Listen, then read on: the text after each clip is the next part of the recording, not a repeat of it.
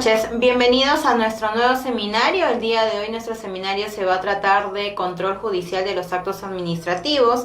En este caso queremos mostrarle un poquito de las clases que vamos a tener más adelante en el diplomado especializado en procedimiento administrativo y proceso contencioso administrativo. Este diplomado se va a llevar a cabo el día miércoles, en este caso para que ustedes puedan inscribirse. Primero, ante todo, quisiera por favor que me confirmen si es que tienen tanto buena recepción de audio y video. Si me pueden también escribir en el chat para poder verificar que estemos todo correctamente bien. Y también que nos indiquen desde dónde nos están visitando, ingresando a la página web, ¿no? De repente desde alguna provincia que ustedes estén ingresando desde su celular o computadora o de pronto desde su trabajo. Recordarles que este ingreso es totalmente gratuito, es de acceso libre, para que ustedes puedan compartir este seminario, ¿sí? También lo pueden encontrar en nuestro canal de YouTube o en Facebook, también que está siendo grabado este seminario, ¿sí? A ver, quisiera por favor que me confirmen si el audio y video está conforme. Bien, perfecto. Me indican que todo está correctamente bien.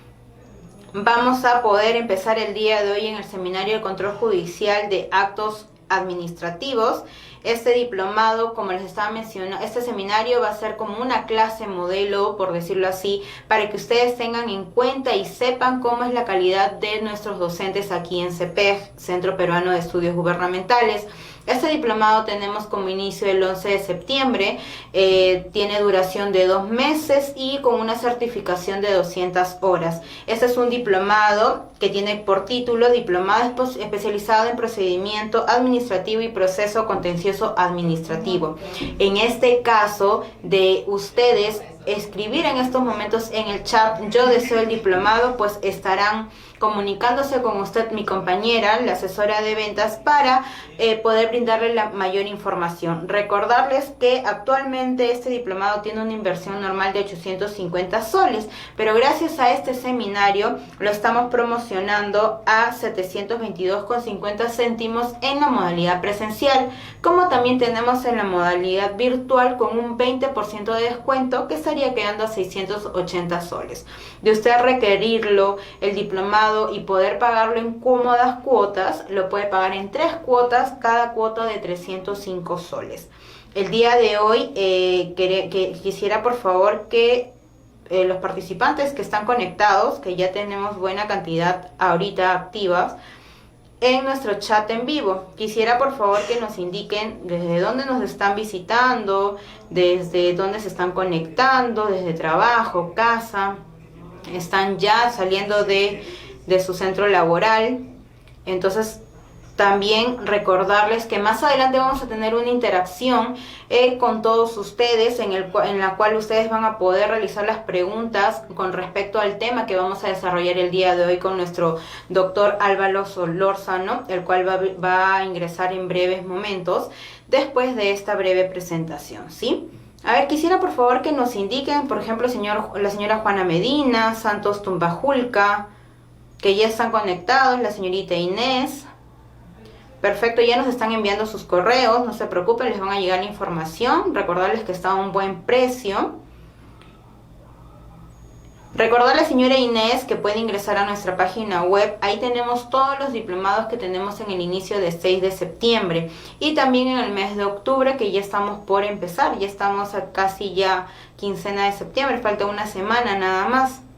Señora María Aguirre, ¿cómo está? Buenas noches ya. Quisiera que nos confirmen, por favor, si es que está todo perfecto, ¿bien? Recordarles que este diplomado ya empezamos la siguiente semana, así que no pierdan ya su inscripción para que ustedes puedan tener una vacante dentro de nuestro diplomado y no puedan dejar de pasar esta oportunidad, ¿bien?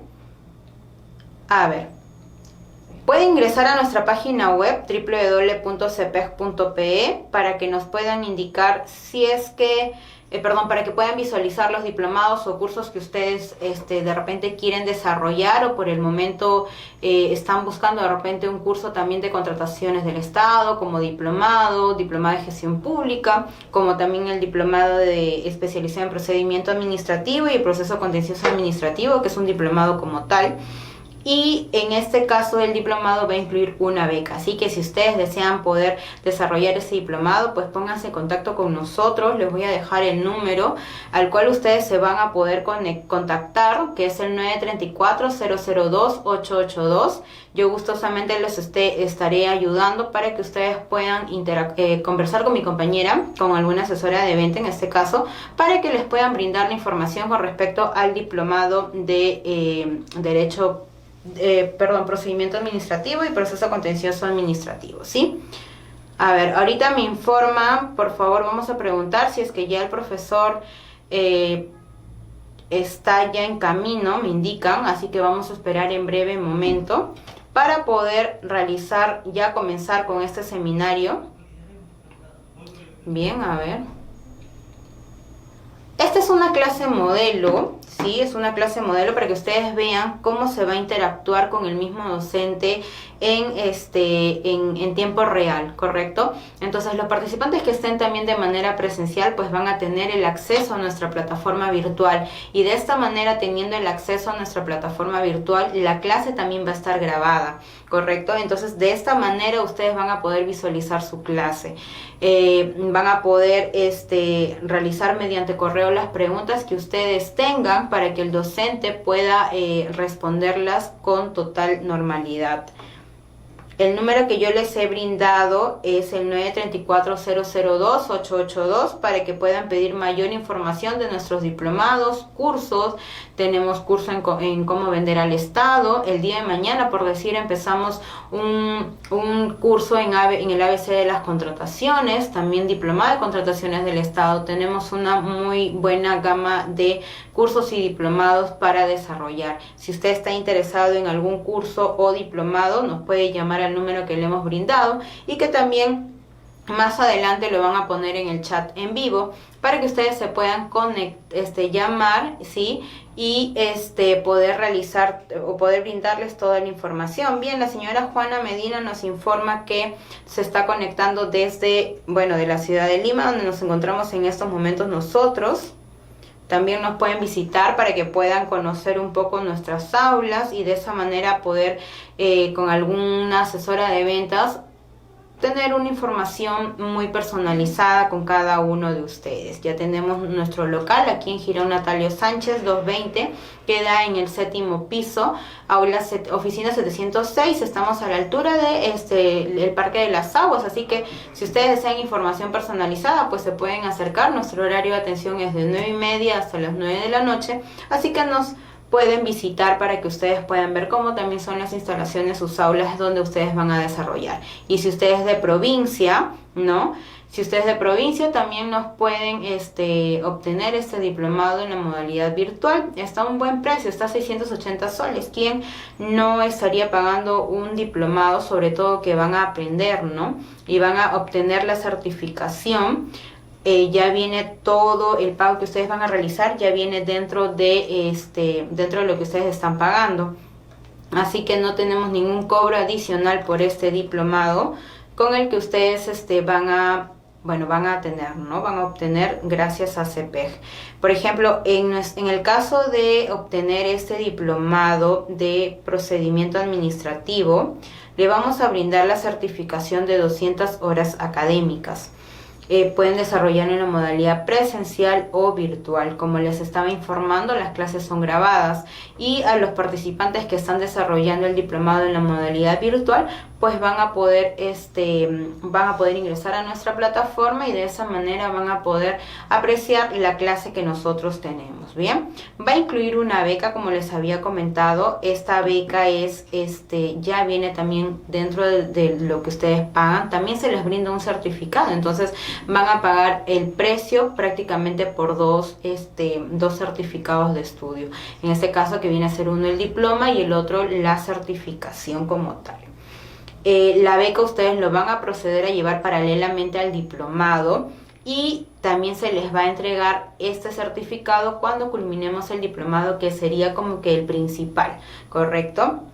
Nos pueden ya escribir, nos pueden informar desde dónde se están conectando, como también pueden compartir esta información que es gratuita, esta charla, esta clase magistral que tenemos el día de hoy, nuestro seminario en control judicial de los actos administrativos. Bien, sin más preámbulo, vamos a presentar al doctor Álvaro Solórzano Yabar.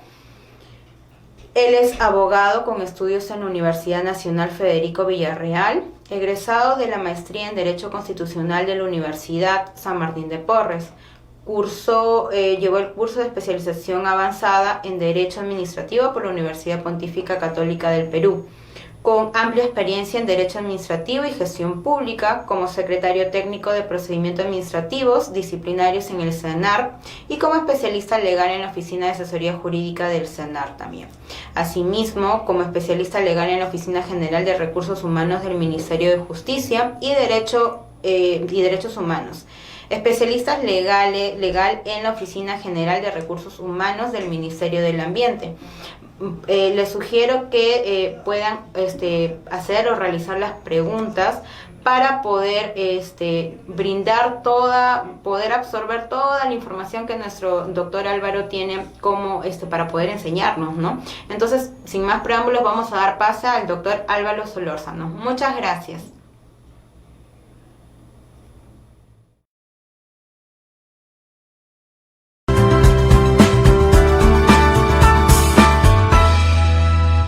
Bueno, el derecho administrativo básicamente son el conjunto de normas que se aplican a las entidades de la administración pública, teniendo en cuenta que se aplican no solamente a las entidades que conforman el gobierno central, sino también el regional y el local. Los principios son elementos fundamentales de todo procedimiento.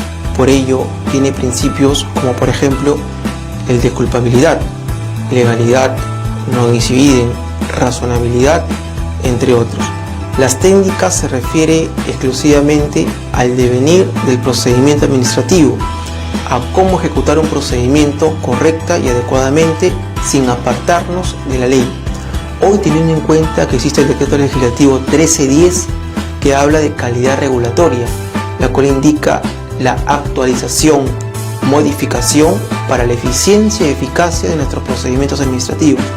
Por ello, su aplicación, modificación e incorporación es de vital importancia en nuestra legislación.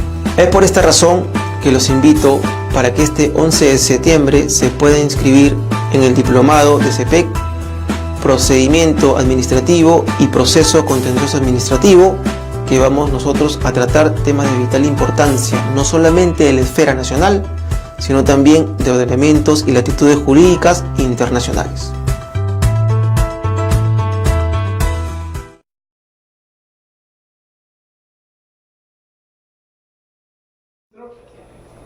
Iniciamos ya. ¿Qué orden debe ser?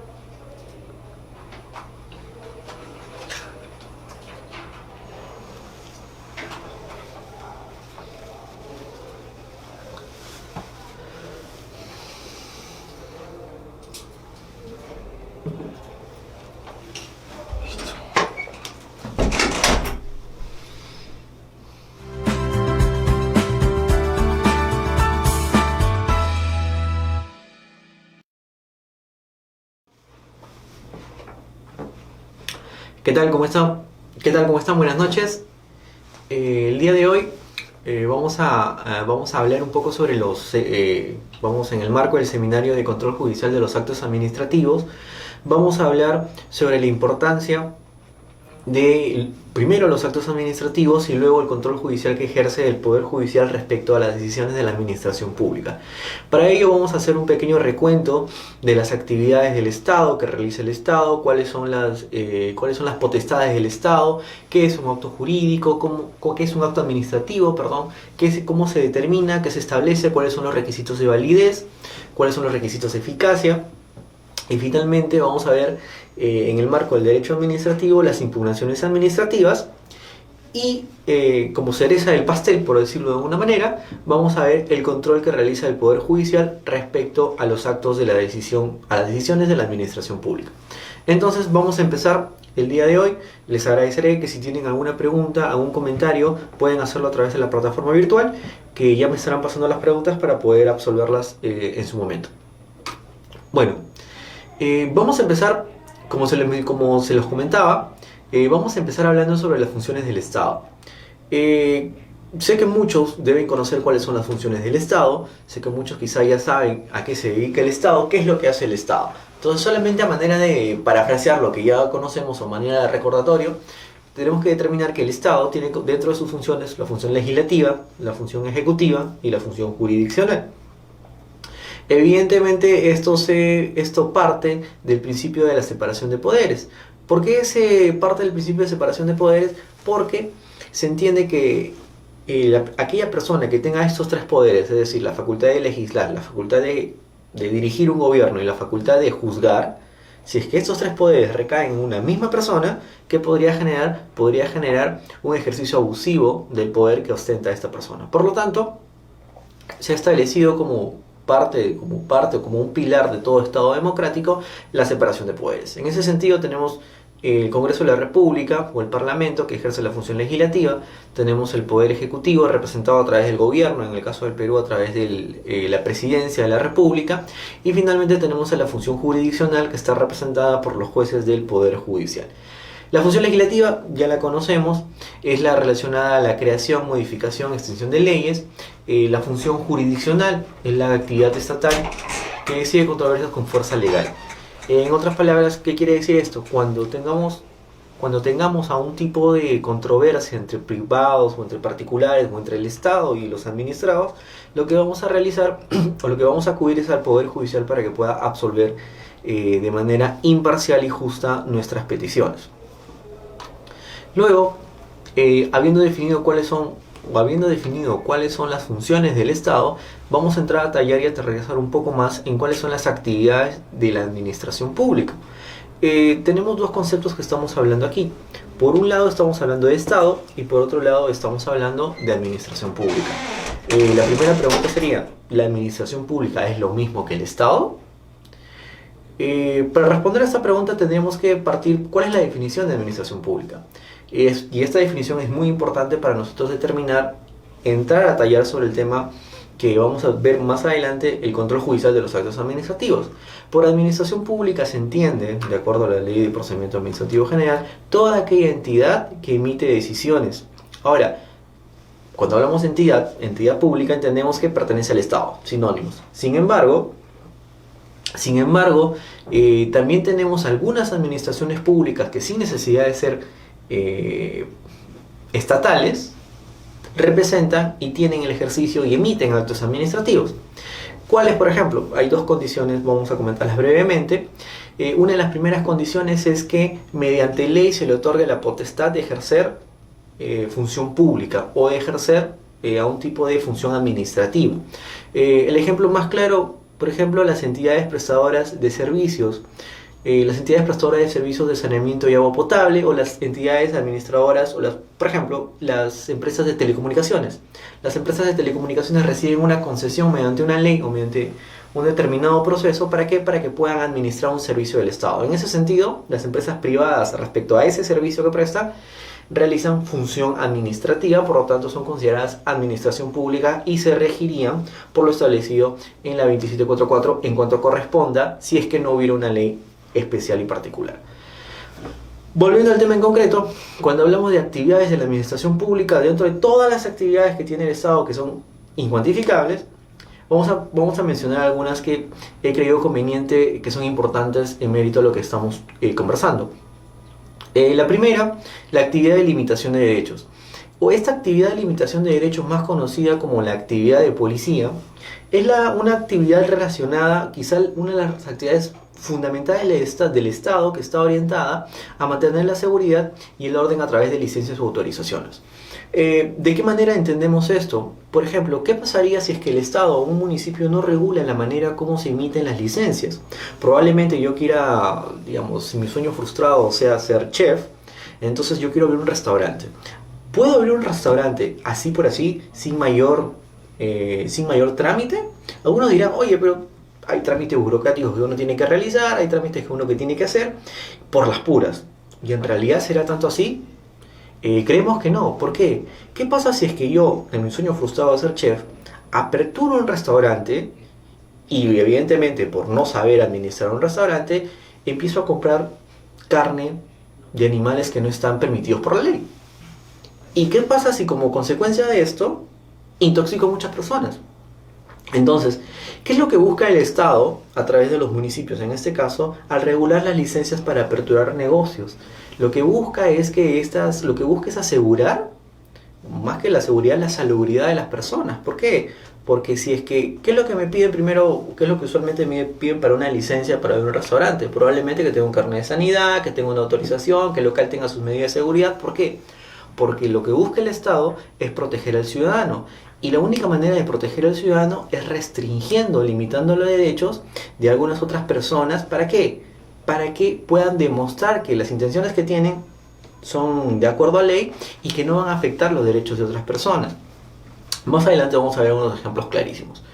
Entonces, la actividad de limitación de derechos está orientada estrictamente a la actividad que realiza el Estado en la limitación de derechos. Por ejemplo, el tema de imponer, para que tú abres un restaurante, una licencia de funcionamiento. Por ejemplo, el hecho de si yo quiero portar un arma, ¿qué me establece el Estado? Me establece una restricción. Me establece una restricción. ¿Cuál es la restricción?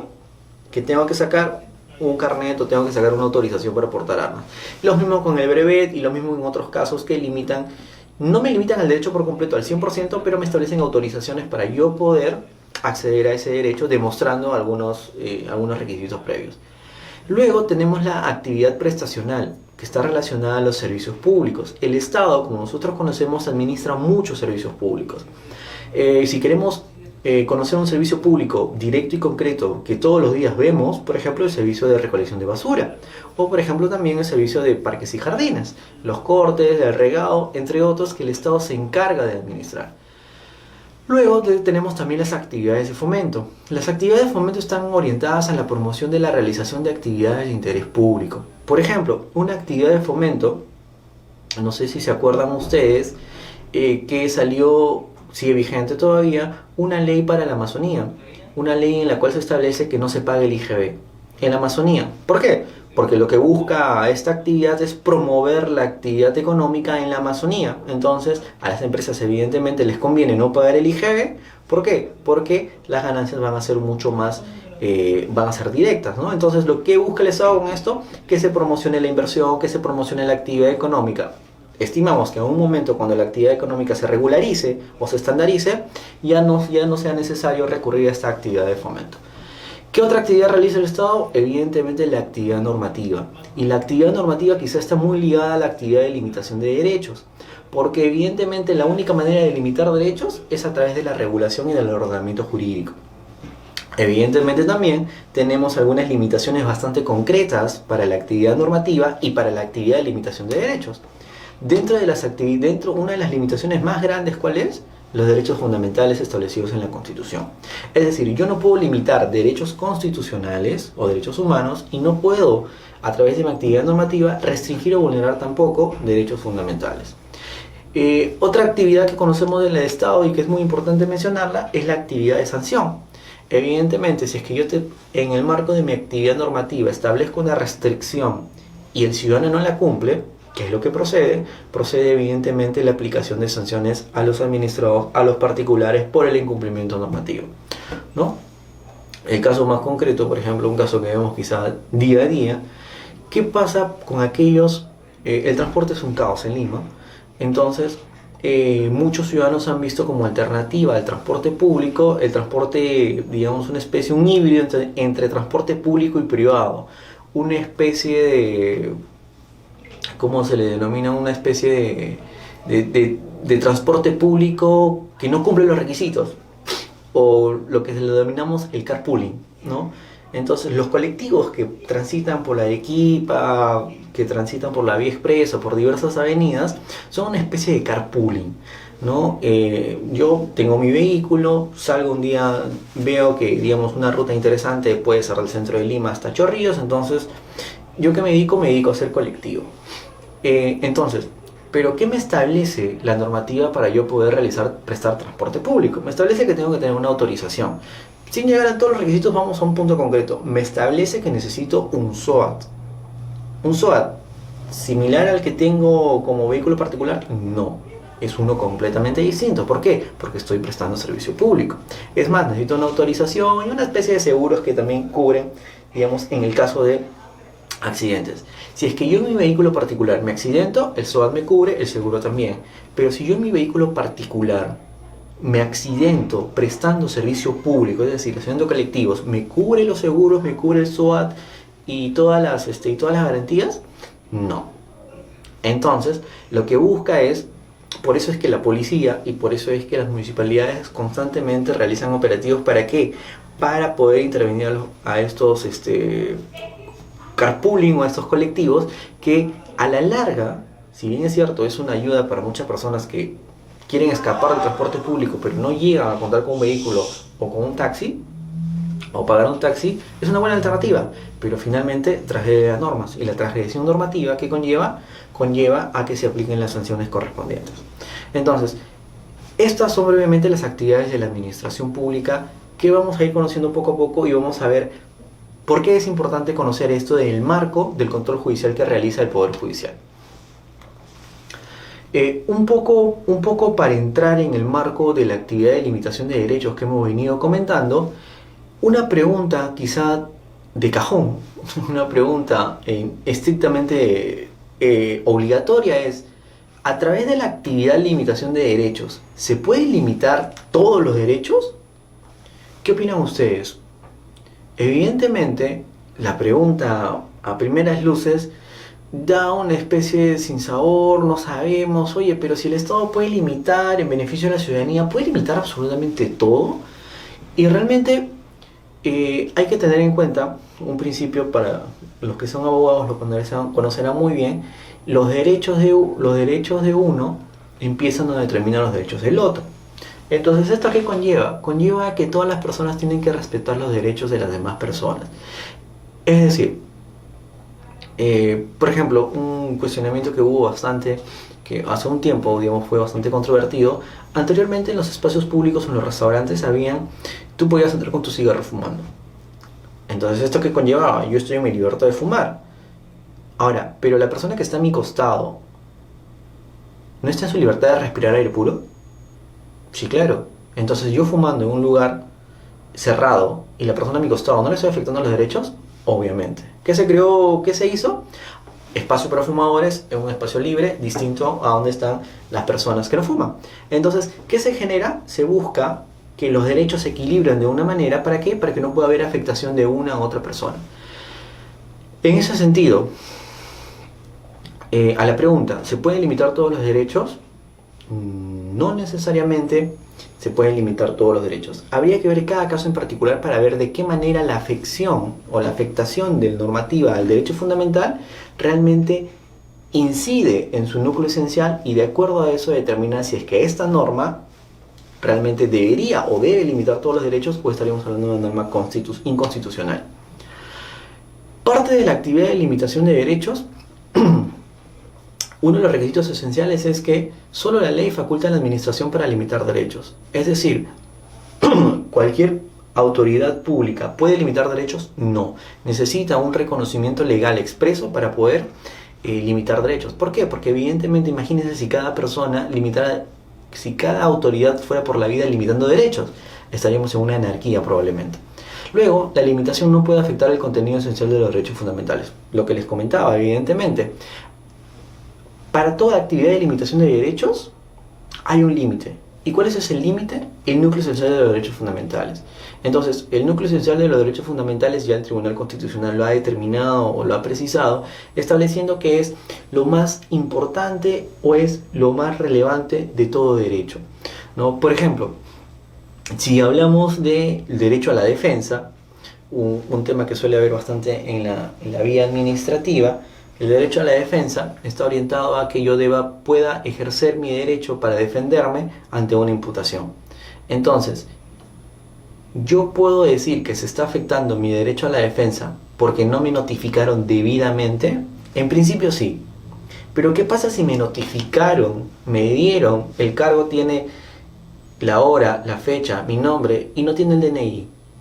¿Habrá una afectación directa al derecho a la defensa? Teniendo en cuenta que yo fui el que recibió el cargo, yo fui el que recibió la imputación, yo estoy de acuerdo y todo.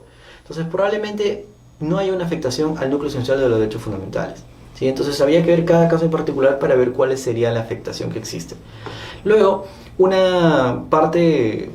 requisito también es que se respeten los principios de razonabilidad y proporcionalidad. Evidentemente, si existe la potestad de limitar derechos, esta potestad no es desmedida. Y lo que se busca en el marco constitucional no es que se limiten los derechos, lo que se busca es que se agoten las vías para poder limitar derechos. Es decir, yo solamente podré limitar derechos cuando he agotado todas las medidas anteriores, preventivas, de capacitación, entre otras, antes de llegar a la limitación de derechos. Es algo así como la sanción de pena de cárcel. ¿Yo puedo sancionar con pena de cárcel a todas las acciones? No. ¿Qué busco antes? Busco medidas disuasorias o medidas preventivas que me ayuden a que la persona cumpla las disposiciones legales. ¿Para qué? Para que esté advertida. Entonces, de la misma manera, cuando yo voy a limitar un derecho, lo que tengo que buscar primero es capacitar a las personas. Entonces, por eso, por ejemplo, cuando hay alguna imposición, en un ejemplo clarísimo, en el tema del pico placa, que afecta a todas las personas que viven en La Molina, Surco, en distritos que están en la zona norte, en la zona este, perdón. ¿Qué es lo que hizo el alcalde de la Municipalidad de Lima? Tuvo un periodo de marcha blanca. Emitió la disposición, emitió la ordenanza que tenía como consecuencia el pago de una multa. Sin embargo, ¿se impuso desde el primer día? No. Hubo un periodo de tiempo en el cual fue de manera preventiva.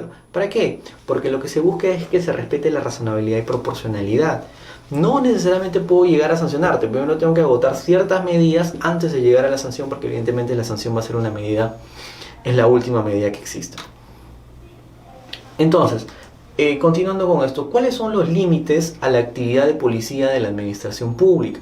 Dentro de los límites establecidos tenemos el principio de legalidad o de norma previa.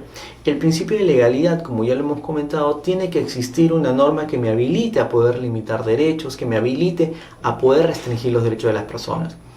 Otro límite es el interés público. Evidentemente yo como autoridad no puedo emitir una norma, no puedo restringir derechos siempre si es que no está de por medio del interés público. ¿Por qué? Porque evidentemente lo que se busca es que el Estado, la municipalidad, el gobierno nacional, en representación de la ciudadanía, pueda ejercer, en representación de esta, pueda ejercer una limitación de derechos. Y finalmente el principio de proporcionalidad, razonabilidad, como contenido esencial, que lo que busca es que toda norma sea razonable a la restricción que se está estableciendo. Hablamos de las 2, 4, 5 actividades, sin embargo, me he reservado esta actividad denominada la actividad cuasi jurisdiccional. Esta actividad está orientada.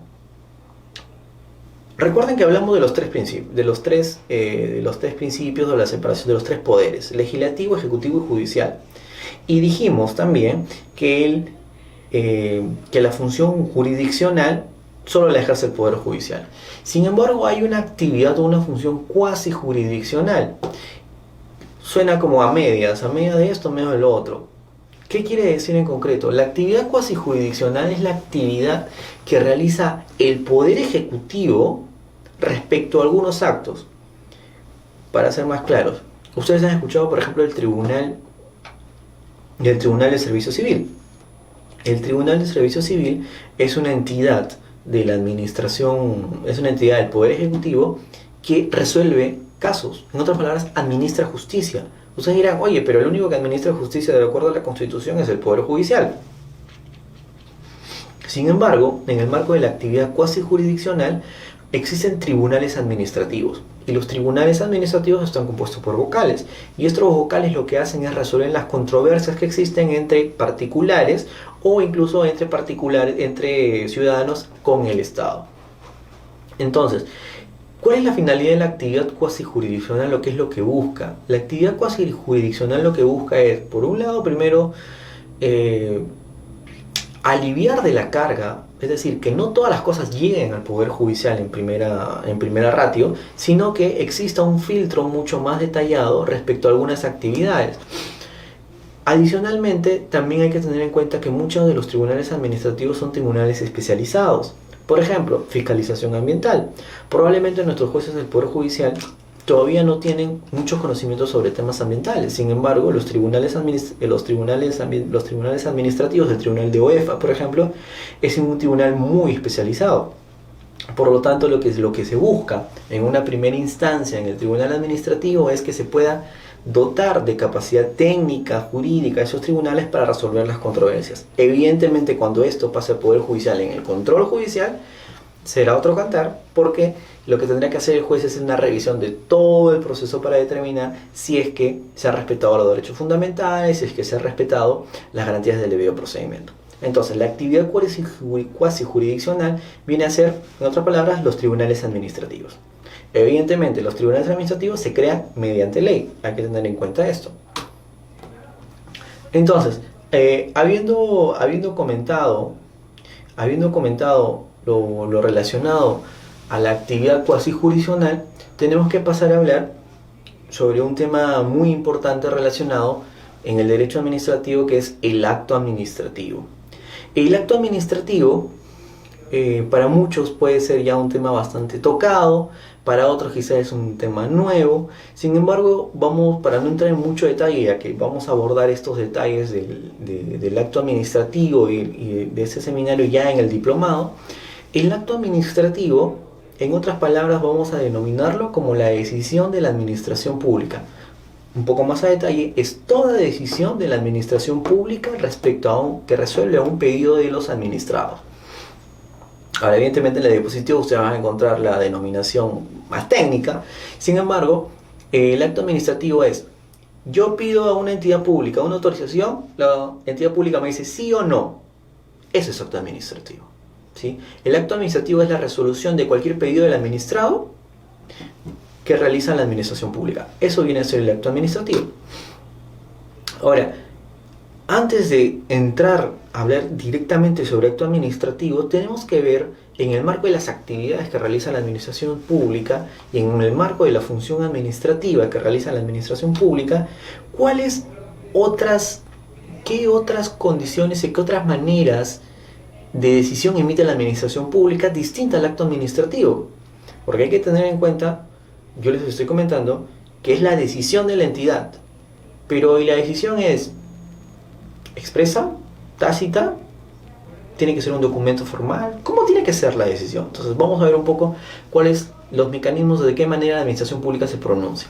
La administración pública puede emitir reglamentos. ¿Qué son los reglamentos? Son aquellas normas o disposiciones normativas que regulan determinadas conductas o determinados procedimientos. Por ejemplo, un reglamento suele ser los reglamentos que emite el Poder Ejecutivo estableciendo o reglamentando las leyes. Otro reglamento puede ser también, por ejemplo, las directivas que emiten los órganos rectores o las directivas que emiten las entidades para el cumplimiento de su personal o incluso para el cumplimiento de los ciudadanos. Otro tipo de decisión que emite la administración pública viene a ser los actos de administración interna. Por ejemplo, yo trabajo en la oficina de asesoría jurídica de una entidad y me quieren trasladar a otra oficina porque necesitan personal, se ha enfermado un abogado. ¿Qué es lo que van a hacer? Van a solicitar mi traslado temporalmente a otra dependencia. ¿Con qué finalidad? Con la finalidad de que yo pueda prestar el servicio mientras esté de licencia la otra persona. Entonces es un acto de administración interna. Luego tenemos los denominados, vamos a saltarnos el hecho administrativo, los contratos administrativos. ¿Qué tipo de contratos administrativos conocemos? Para los que trabajamos en el Estado y somos CAS, evidentemente conocemos el contrato administrativo de servicios. ¿Qué otro tipo de contrato administrativo conocemos? Las órdenes de servicio, las órdenes de compra, los contratos en el marco de la ley de contrataciones, son contratos administrativos. Y volvemos al hecho administrativo. ¿Qué es el hecho administrativo? Ahí vamos a detenernos un poquito. Yo les hablé que el acto administrativo es la decisión de la entidad.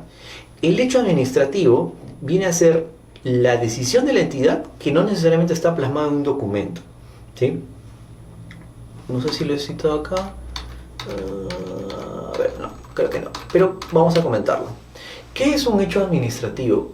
Un hecho administrativo, por ejemplo, ¿de qué manera un alcalde de un distrito o un gerente de una municipalidad puede clausurar un local? Evidentemente tiene un procedimiento, ese procedimiento involucra la fiscalización involucra la verificación del cumplimiento normativo y de acuerdo a eso realizar la clausura del negocio por el incumplimiento. ¿Qué pasa si es que el alcalde se levanta con el pie izquierdo y va al negocio o al local de un amigo que odia, a una persona que no le cae, y clausura el local? Evidentemente la importancia de determinar si es un hecho administrativo o un acto administrativo es que yo el acto administrativo puedo impugnarlo después de notificado. ¿Y qué pasa si es que el alcalde va y clausura mi negocio?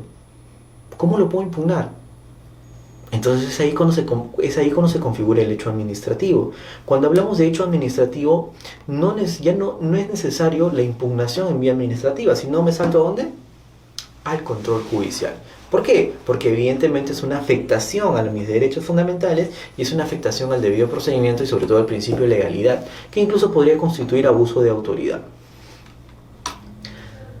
Entonces, continuando,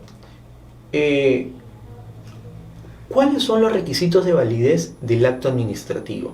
Hemos hablado de todas las conductas que tiene la entidad pública, todo lo que emite la entidad pública, y ahora vamos a hablar sobre los requisitos de validez del acto administrativo. Vamos a verlo de esta manera. El acto administrativo es la decisión que emite la entidad. Hasta ahí creo que estamos bien.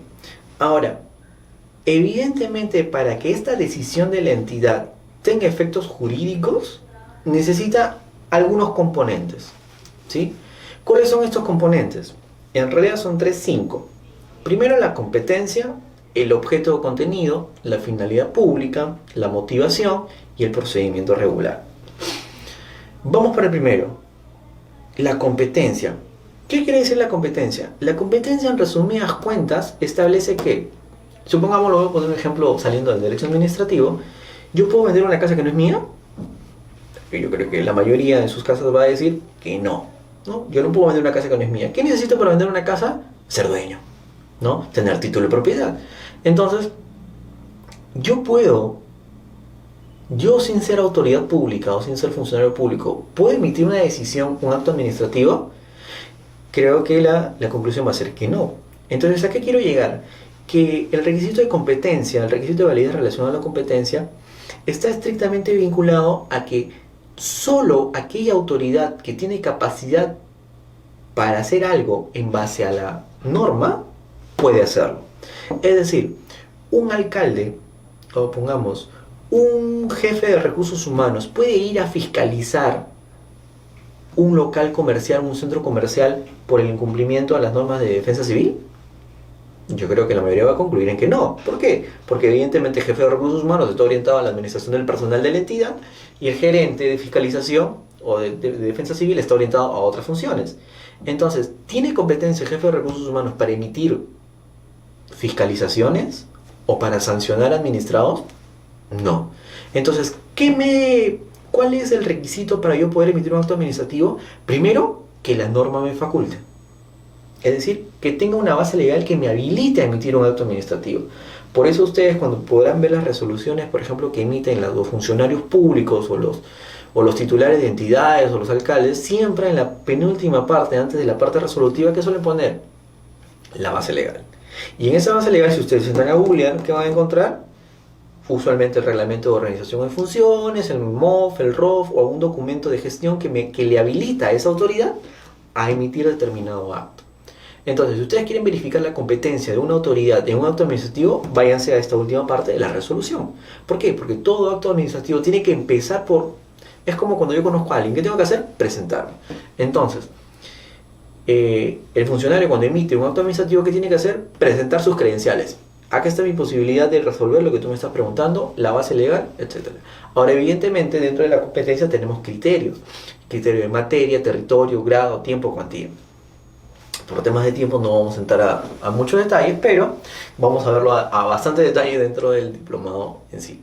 El siguiente requisito está relacionado al objeto de contenido. Y esto lo voy a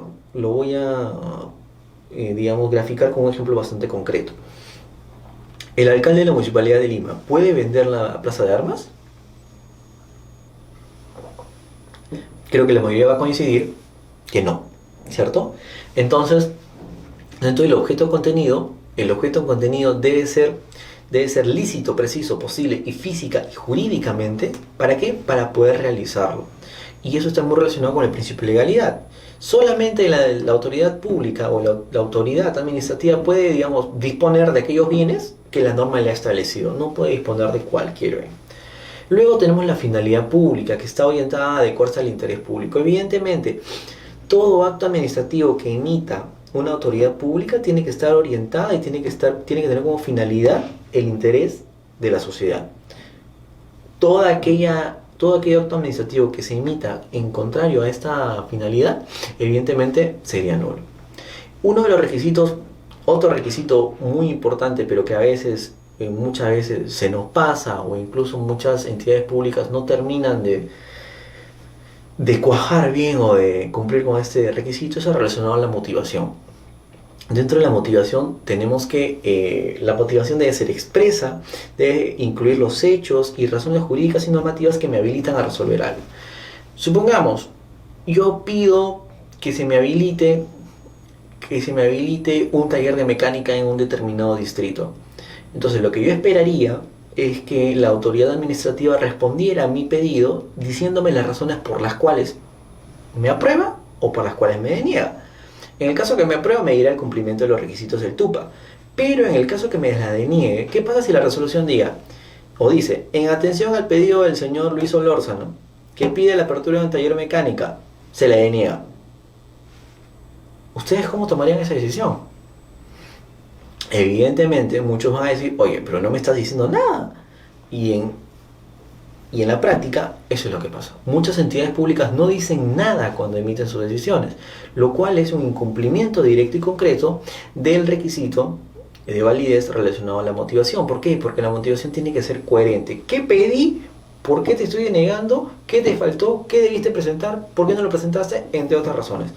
Evidentemente, o es preciso señalar, que no estoy hablando de mayor cantidad. Estoy hablando de que se responda exactamente lo que pide el administrado y que se le informe al administrado de las razones por las cuales no procede, sobre todo, su pedido.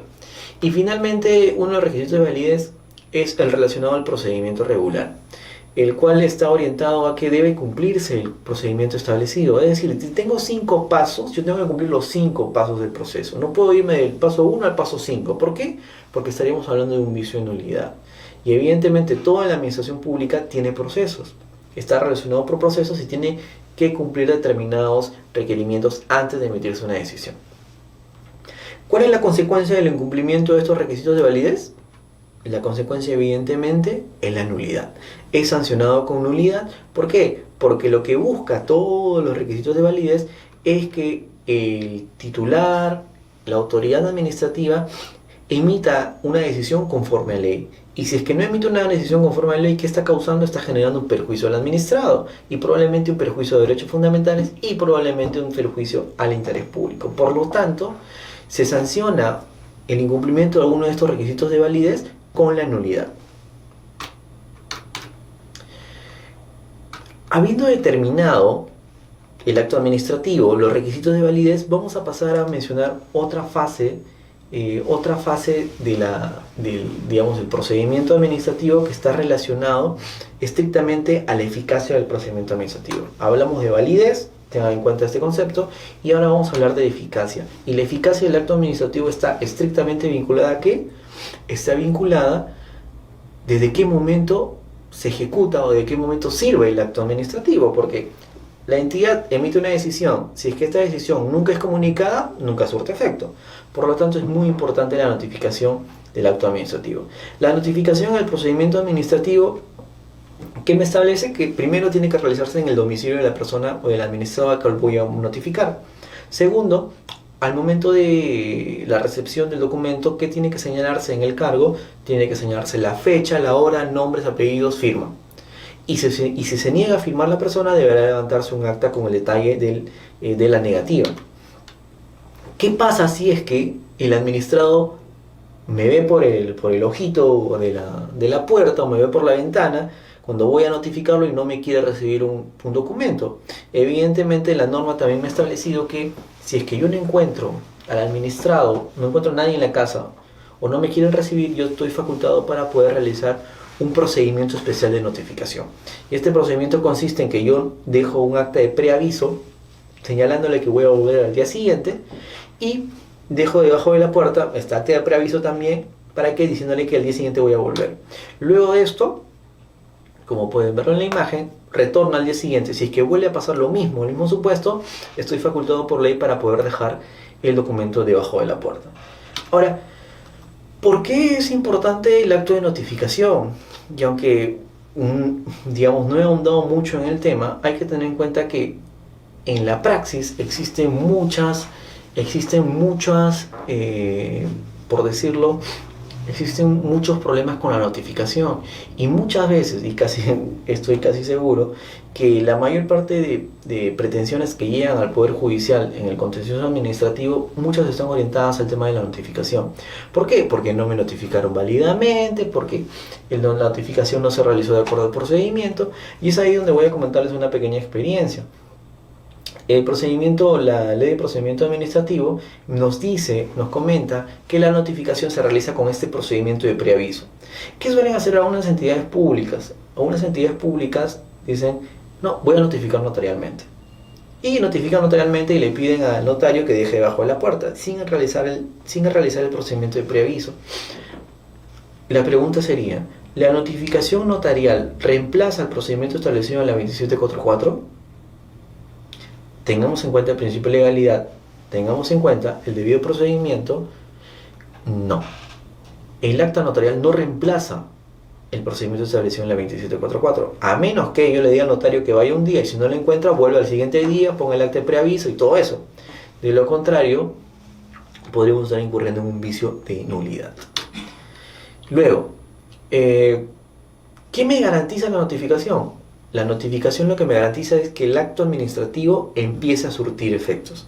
Y empieza a surtir efectos desde el día siguiente de la notificación de la decisión de la administración pública. Entonces, habiendo hablado de validez, habiendo hablado de eficacia, validez relacionada a los requisitos de validez del acto administrativo y eficacia relacionada a la notificación del acto administrativo, es preciso que nos preguntemos, ¿un acto administrativo que incumple los requisitos de validez puede ser ejecutado? Es decir, un acto administrativo que no está debidamente motivado, ¿puede surtir efecto? ¿Qué opinan? Y la respuesta es sí. ¿Por qué puede surtir efecto? Por este artículo de la ley 2744. ¿Qué me establece? Que es válido el acto administrativo dictado conforme al ordenamiento jurídico. Es una especie de principio que establece la presunción de validez del acto administrativo. Es decir, mientras el acto administrativo no haya sido declarado nulo, yo tengo que asumir ¿su qué? Tengo que asumir su validez. La única manera que yo pueda incumplir o negarme a cumplir un acto administrativo es que este acto administrativo sea nulo. De lo contrario, surtirá plenamente efectos. Luego, vamos a hablar sobre la revisión de los actos administrativos. Dentro de la revisión de los actos administrativos hay que tener en cuenta que la ley 2744 facultó a la administración pública para que pueda realizar una revisión de oficio de sus actos, de sus decisiones. Dentro de ellas tenemos la rectificación de error, tenemos la nulidad de oficio y tenemos la revocación. La rectificación de error, como ya sabrán, está relacionada y está orientada a la subsanación de errores materiales aritméticos. Por ejemplo, mi nombre es Luis Álvaro Solórzano Llava. Mi apellido es Solórzano, la primera es con una S, la segunda es con una Z. ¿Qué pasa si me ponen los dos apellidos con S? Probablemente no pase nada. Sin embargo, hay que tener en cuenta que, supongamos, me emiten una licencia o una autorización para poder abrir un restaurante. Y cuando me emiten la licencia me ponen el apellido errado. Entonces, si es que me ponen el apellido de manera errada, ¿qué pasaría si es que viene una fiscalización? Evidentemente, cuando venga una fiscalización me va a decir, yo voy a sacar mi DNI, voy a sacar mi licencia de autorización, ¿y qué me van a decir? me van a decir que yo no soy la persona que figura en la licencia. ¿Por qué? Porque evidentemente mis nombres y apellidos son distintos. Entonces, ¿esto qué va a conllevar? Va a conllevar a un perjuicio probablemente a mi persona. Entonces, lo que se busca con la rectificación de error material es que se subsane este tipo de errores que se dan, digamos, a diario. Luego hablamos de la nulidad de oficio. Y en la nulidad de oficio sí estamos hablando de un tema serio. ¿Por qué? Porque la nulidad de oficio está orientada y está relacionada al incumplimiento de los requisitos de validez. Probablemente yo como autoridad no haya tenido competencia, probablemente no haya motivado de manera correcta, probablemente no haya respetado el debido procedimiento, probablemente la decisión que he emitido no tenga finalidad pública. Entonces esto conlleva a que se declare la nulidad del acto administrativo. Evidentemente hay que tener en cuenta que la nulidad del acto administrativo conlleva la determinación de responsabilidad de aquella persona, aquel funcionario o servidor que emitió este acto viciado, ¿no? Entonces, por eso es un poco la relevancia y la importancia de la nulidad de oficio.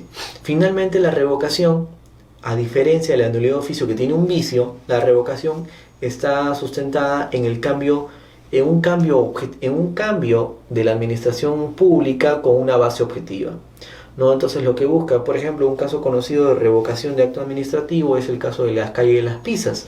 Ustedes se acordarán que hubo incluso un proceso de inconstitucionalidad en el cual la Municipalidad de Miraflores sustentó que el horario para la atención en la calle de las Pizzas se iba a reducir de lo que usualmente se venía dando hasta esa hora, que era hasta altas horas de la mañana del día siguiente, evidentemente. Entonces la Municipalidad de Miraflores, si no me equivoco, estableció que solamente se iba a atender hasta las 12, 1 de la mañana. Evidentemente, ¿esto qué genera? Genera que los dueños de los locales dejen de percibir ingresos. Entonces, ¿hubo algún vicio de nulidad en el otorgamiento de las licencias o de las autorizaciones a los dueños o los propietarios de los locales de diversión? No. Simplemente fue un cambio de parecer de la municipalidad. ¿Por qué?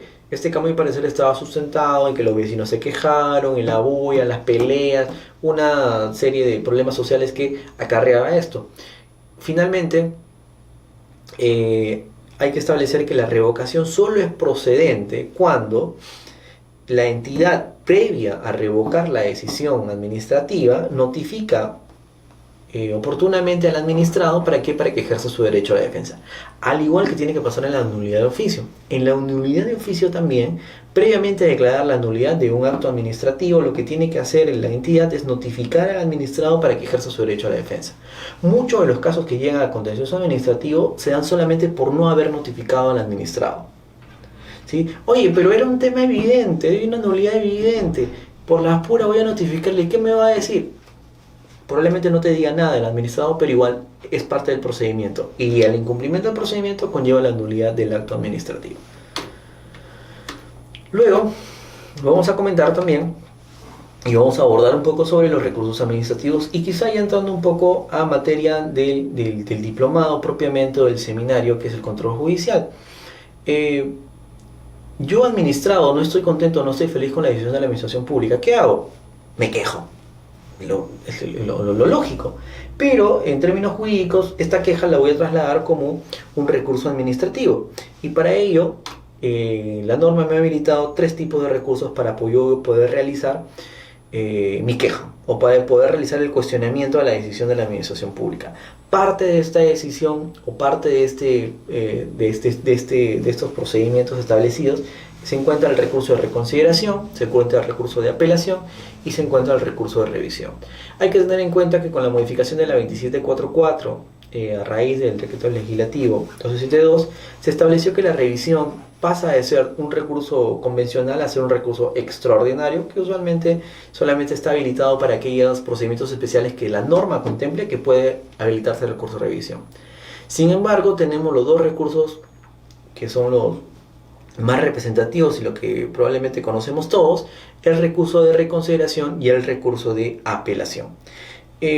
Una de las características, una de las novedades que trajo la modificación de la 2744 era la orientada que anteriormente para presentar un recurso de reconsideración o apelación, ¿qué tenía que hacer uno? Tenía que presentar firma de abogado, ¿no? Entonces los abogados estamos felices, ¿no? Porque nadie podía presentar un recurso si es que no era con nuestra venia. Sin embargo, ¿qué dijo la norma? Dijo que el administrado no requiere la firma de abogado para poder presentar el recurso de reconsideración o apelación, a menos que una norma específica, una norma especial lo requiera. Por lo tanto, los abogados nos hemos quedado sin poder opinar en muchos recursos administrativos. Sin embargo, muchos administrados siguen poniendo firma de abogado, lo cual no restringe el hecho que un abogado pueda firmar, no restringe el trámite del recurso. Temas generales sobre la impugnación a través de los recursos administrativos: tenemos 15 días para poder impugnar. El recurso de reclamación está orientado a aportar una nueva prueba en el procedimiento, y el recurso de apelación está orientado a cuestionar el fondo del asunto, cuestionar la interpretación o cuestionar la decisión en base a determinada interpretación de la norma, en base a que se ha utilizado un criterio sesgado, entre otras razones, ¿no? El plazo para resolver el recurso de reconsideración o apelación evidentemente es de 30 días, como todo plazo establecido para todos los procedimientos administrativos. Habiendo presentado mi recurso de reconsideración o apelación, pasamos a la posibilidad, o ya entrando un poco, ya estamos en el límite de acudir al Poder Judicial. Los actos administrativos, una vez que se han interpuesto los recursos, se agotan la vía administrativa. Entonces, cuando los actos administrativos que agotan la vía administrativa podrán ser impugnados ante el Poder Judicial, ¿cuáles de ellos? El acto del cual no proceda legalmente impugnación ante una autoridad u órgano jerárquicamente superior. Es decir, ya puse apelación, ya puse reconsideración, ya no procede más. Es un acto firme, un acto administrativo firme. El acto expedido que resuelve un recurso de apelación o el silencio negativo del mismo. Resolvieron mi recurso de apelación, ¿a dónde me voy? Ya no tengo a dónde. El acto que declara de oficio la nulidad o revoca otros actos administrativos. Revisión de oficio, nulidad, revocación.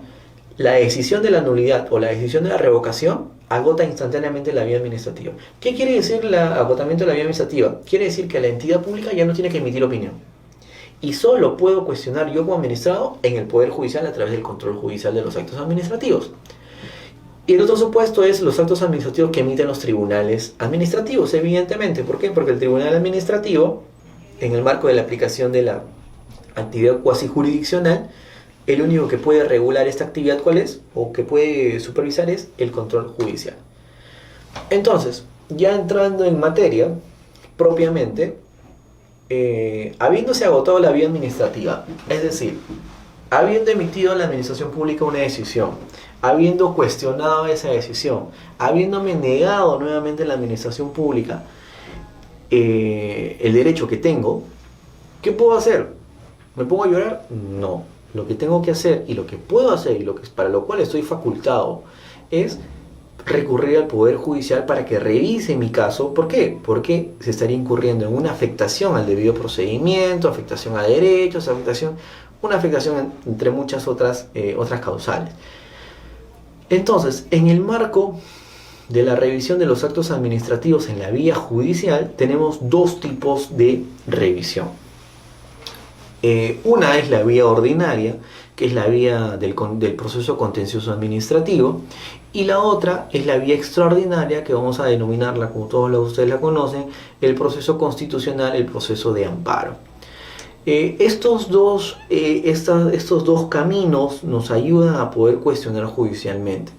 Evidentemente, el proceso de amparo tiene peculiaridades para yo poder recurrir a este proceso, ya que es un proceso constitucional, es un proceso mucho más eficiente, es un proceso bastante expedito en términos de tiempo a comparación del proceso contencioso administrativo, y el análisis que se realiza es un análisis evidentemente constitucional. Entonces, en principio el requisito esencial para la procedencia de un proceso de amparo es que haya afectación a derechos fundamentales. Y en el caso del proceso contencioso administrativo, voy a cuestionar absolutamente todo. ¿Cuál es la base legal para la revisión de los actos administrativos en la vía judicial? El artículo 148 de la Constitución establece que las resoluciones administrativas que causan estado son susceptibles de impugnación mediante la acción contenciosa administrativa. Entonces, en principio lo que tenemos que hacer es, lo que habilita la norma es al cuestionamiento de los actos administrativos en el proceso contencioso administrativo, ¿no? Por eso les decía, es la vía ordinaria.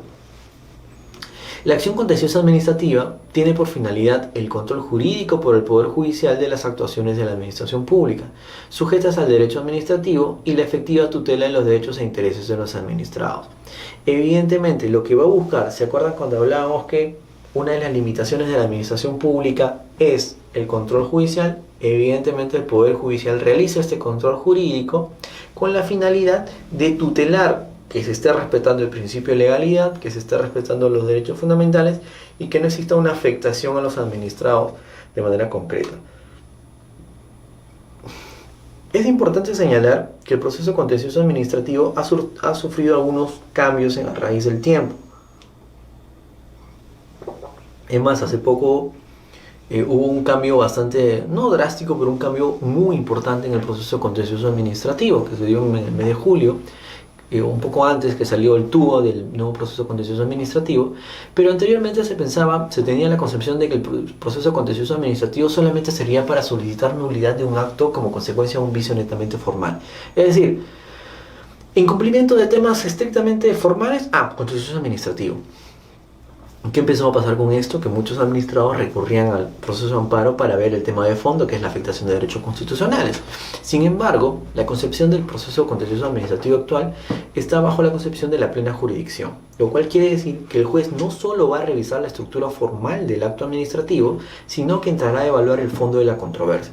Es decir, va a entrar a evaluar si es que existe o no derecho, si es que se ha generado una afectación o no al derecho, más allá de simplemente limitarse a verificar los requisitos formales del acto administrativo. ¿Cuáles son los principios del proceso contencioso administrativo? Tenemos 4 principios en el proceso contencioso administrativo. El primero es el principio de integración, el cual establece que los jueces no deben dejar de resolver el conflicto de intereses o la incertidumbre con relevancia jurídica por defecto o deficiencia de la ley. En tales casos deberán aplicarse los principios del derecho administrativo. Evidentemente, lo que busca el proceso contencioso administrativo, más allá de ser un proceso estrictamente judicial, lo que busca y de donde nace es del derecho administrativo. Por lo tanto, debe aplicarse los principios del derecho administrativo. Es decir, tiene que haber una visión integradora entre el proceso judicial y entre el proceso administrativo. Luego tenemos el principio de igualdad procesal, el cual establece que las partes en el proceso contencioso administrativo deberán ser tratadas con igualdad, independientemente de su condición de entidad pública o administrada. Esto es un llamado de atención quizá a los jueces. ¿Por qué? Porque muchos de los jueces o muchos de los administrados podrían pensar que al ser el demandante o el demandado una entidad pública y el Poder Judicial también ser parte del Estado, oye, va a haber ahí un compadrazgo, va a haber ahí una relación de favorecimiento. Entonces lo que busca, como desde el principio, se establece que tiene que haber igualdad procesal. Es decir, que tanto la entidad pública como el administrado tienen igualdad de derechos frente al juez. Luego tenemos el principio de favorecimiento del proceso, el cual establece que el juez no podrá rechazar liminarmente la demanda en aquellos casos en los que por falta de precisión del marco legal existe incertidumbre respecto al agotamiento de la vía previa. Evidentemente, lo que se busca y lo que va a buscar el juez en todo momento es, si es que existe alguna duda respecto al agotamiento de la vía, si es que existe alguna duda respecto a que el administrado acuda al Poder Judicial, el juez va a tener que resolver de manera favorable al administrado. ¿Por qué? Porque el administrado va a ser la parte débil de la relación entre el Estado y el administrado. Evidentemente el Estado es un monstruo y el administrado es una sola persona. Entonces se va a presumir que hubiera una afectación por parte del Estado, por lo tanto se va a proceder a la admisión del proceso contencioso para evaluar si existe realmente una afectación. Y luego tenemos el principio de suplencia de oficio, el cual establece que el juez deberá suplir las deficiencias formales en las que incurran las partes, sin perjuicio de disponer la subsanación de las mismas en un plazo razonable en los casos en que no sea posible la suplencia de oficio. Evidentemente, partiendo del procedimiento administrativo, lo que se busca en el proceso contencioso administrativo no es que las reglas formales sobrepasen a la razón, ¿no? Entonces tiene que aplicarse, al igual que los principios del derecho administrativo, tiene que aplicarse de manera favorable al administrado la procedencia y el respeto de sus derechos o el accionar de sus derechos. ¿Qué actuaciones son impugnables?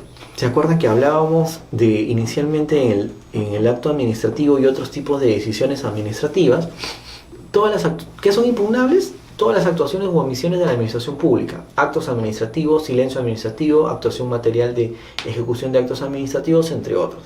Es decir, podemos ejecutar o podemos impugnar reglamentos, podemos impugnar también, por ejemplo, actos de administración interna, podemos impugnar actos administrativos, podemos impugnar hechos administrativos.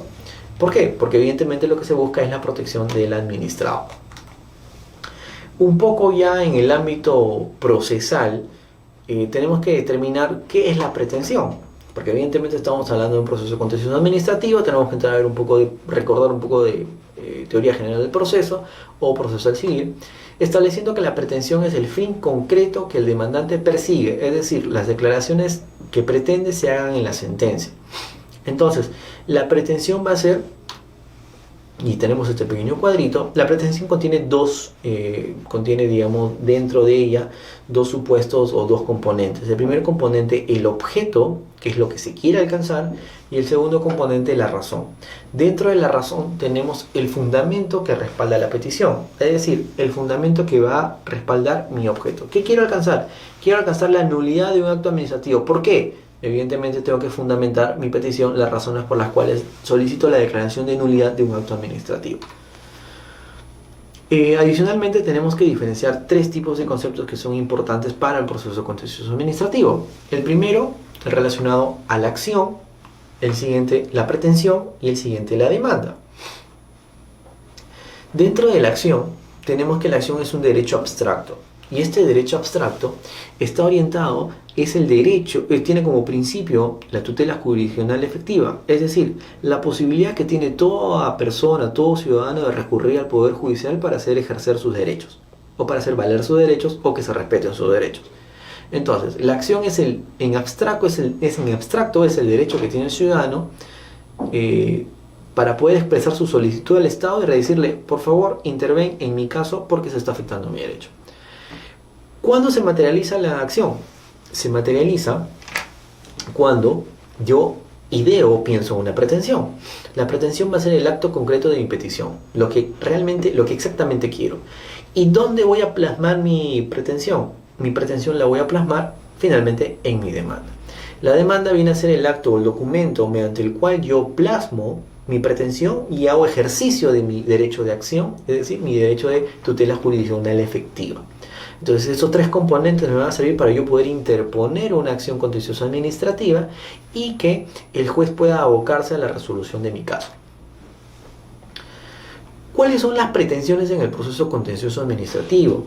Es importante señalar que tenemos 5 pretensiones o 5 tipos de pretensiones. La primera es la declaración de nulidad total o parcial o ineficacia de actos administrativos. La segunda, el reconocimiento o restablecimiento del derecho o intereses jurídicamente tutelados y la adopción de las medidas o actos necesarios para tales fines. La declaración de contraria a derecho y el cese de una actuación material que no se sustenta en un acto administrativo. Otra, que se ordena a la administración pública la realización de una determinada actuación a la que se encuentra obligada por mandato de la ley o en virtud de un acto administrativo firme. Y la última, la indemnización por el daño causado. Vamos a ver brevemente cada una de estas. La declaración de nulidad total o parcial o ineficacia de actos administrativos está orientada a pedirle al juez que declare la nulidad del acto administrativo por haberse incurrido en alguna de las causales de nulidad. Y una de las causales de nulidad, ¿cuál es? El incumplimiento, por ejemplo, de los requisitos de validez. Por ejemplo, no motivaron debidamente la decisión de denegarme mi autorización para poder contar con un taller de mecánica. Entonces, al haberse incumplido uno de los requisitos de validez, ¿qué voy a solicitar al juez? Voy a solicitar la nulidad del acto administrativo. La sentencia que declara fundada la demanda podrá resolver la nulidad total o parcial o ineficacia del acto administrativo impugnado de acuerdo a lo requerido por el demandante. Luego, la siguiente pretensión, el reconocimiento o restablecimiento del derecho o intereses jurídicamente tutelados y la adopción de medidas o actos necesarios para tales fines. Dentro de esto tenemos, por ejemplo, cuando la entidad desconoce o niega la atribución de un derecho que le corresponde al administrado. Por ejemplo, no reconocer el derecho a contar con licencia de funcionamiento, participar en un concurso, un goce vacacional o el pago de la CTS. Por ejemplo, yo puedo solicitar, en el primer supuesto hablamos de nulidad, pero también puedo solicitar que se me conceda una autorización, que se me conceda la posibilidad de participar en un concurso. ¿Por qué? Porque evidentemente la restricción, la denegación me está afectando, me está realizando una afectación a mi derecho. Entonces lo que se busca es el restablecimiento, ya que se ha vulnerado un derecho que es el acceso a participar o el acceso a contar con una licencia de funcionamiento, ¿no? ¿Qué dispondrá el juez en su sentencia? En la sentencia, el juez va a disponer el restablecimiento o reconocimiento de una situación jurídica individualizada y la adopción de cuantas medidas sean necesarias para el restablecimiento o reconocimiento de la situación jurídica lesionada, aun cuando no hayan sido pretendidas en la demanda. ¿Esto qué quiere decir? El juez lo que va a ordenar es que se ejecute y que se restablezca el derecho el cual se ha sido denegado al administrado. Luego tenemos la declaración de contraria a derecho y el cese de una actuación material que no se sustenta en acto administrativo. Y esto es lo denominado los hechos administrativos. En ese sentido, tenemos que la administración pública, este tipo de pretensión se plantea cuando la administración pública llevó una actuación de manera ilegal. Es decir, sin respetar el principio de legalidad. Hablábamos en el caso del alcalde que clausura un negocio sin haber realizado una fiscalización o una inspección. Entonces es un hecho administrativo que no tiene materializado un acto administrativo físico o regular. Entonces este hecho puede también impugnarse a la vía contenciosa administrativa. ¿Cuál es la finalidad? Probablemente la finalidad va a ser la siguiente pretensión, que es la relacionada a la solicitud de indemnización por daños y perjuicios. ¿Qué dispone el juez en la sentencia? El juez en la sentencia va a disponer la cesación de la actuación material que no se sustenta en acto administrativo y la adopción de cuanta medida sea necesaria para obtener la efectividad de la sentencia. Evidentemente, esto va a ir de la mano también con poder comunicarle al Ministerio Público el inicio de acciones penales por probablemente abuso de autoridad y la determinación de los daños y perjuicios de resultar, de corresponder, ¿no? Otra de las pretensiones que pueden plantearse en el proceso contencioso administrativo es la relacionada o es la conocida a una especie de un primo hermano, digamos, de la acción de cumplimiento del proceso denominado como proceso constitucional. Entonces, en esta pretensión se busca que se ordene a la administración pública la realización de una determinada actuación a la que se encuentra obligada por mandato de la ley o en virtud de un acto administrativo firme. Muchas veces las entidades públicas emiten actos administrativos o muchas veces las entidades públicas reconocen derechos pero no los ejecutan. Un caso muy concreto es en el caso, por ejemplo, de las bonificaciones y reconocimiento de pagos a los docentes. ¿Qué hace la norma? La norma de los docentes ha establecido cuáles son los bonos, las bonificaciones, los reconocimientos. Hay un mandato normativo, sin embargo la administración pública no la ejecuta. Entonces, de acuerdo a esta pretensión, en el contencioso administrativo nosotros podemos solicitar que se ejecute el mandato normativo y el juez lo que va a hacer, lo que va a disponer en su sentencia, es un plazo para que la administración pública cumpla con esta obligación que ha determinado previamente la ley. Evidentemente también se tomará conocimiento a través del Ministerio Público para el inicio de acciones legales en caso exista responsabilidad penal, porque tengan en cuenta que si hay una norma que establece un cumplimiento normativo y el funcionario no la cumple, estaríamos hablando probablemente de incumplimiento de funciones, conllevando no solo quizá una denuncia penal, sino también a una denuncia en la vía administrativa a través de un procedimiento administrativo disciplinario. Y consecuentemente, la cereza del pastel sería que puedan existir daños y perjuicios por el incumplimiento de la norma. Y la última pretensión en el proceso contencioso administrativo viene a ser la indemnización por el daño causado, ¿no? La cual debe presentarse de manera acumulativa a las demás pretensiones planteadas. Es decir, esta pretensión va a ir como un gorrito para cada una de las pretensiones que hemos comentado anteriormente. ¿Quién puede interponer una demanda contenciosa administrativa? Y esto en realidad es parte importante para el inicio de acciones. Primero, tenemos que determinar que puede interponer una demanda quien tiene legitimidad para obrar. Es decir, aquella persona a la cual se le ha vulnerado el derecho o a la cual se le ha afectado algún tipo de derecho.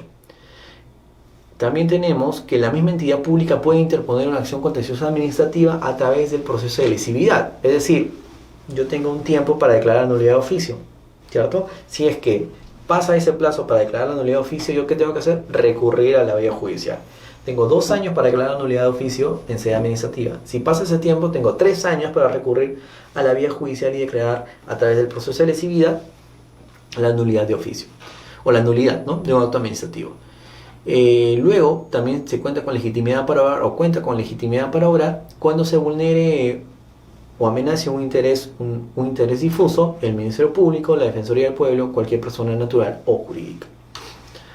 ¿Cuál es el juzgado competente que va a abocarse al conocimiento de un proceso contencioso administrativo?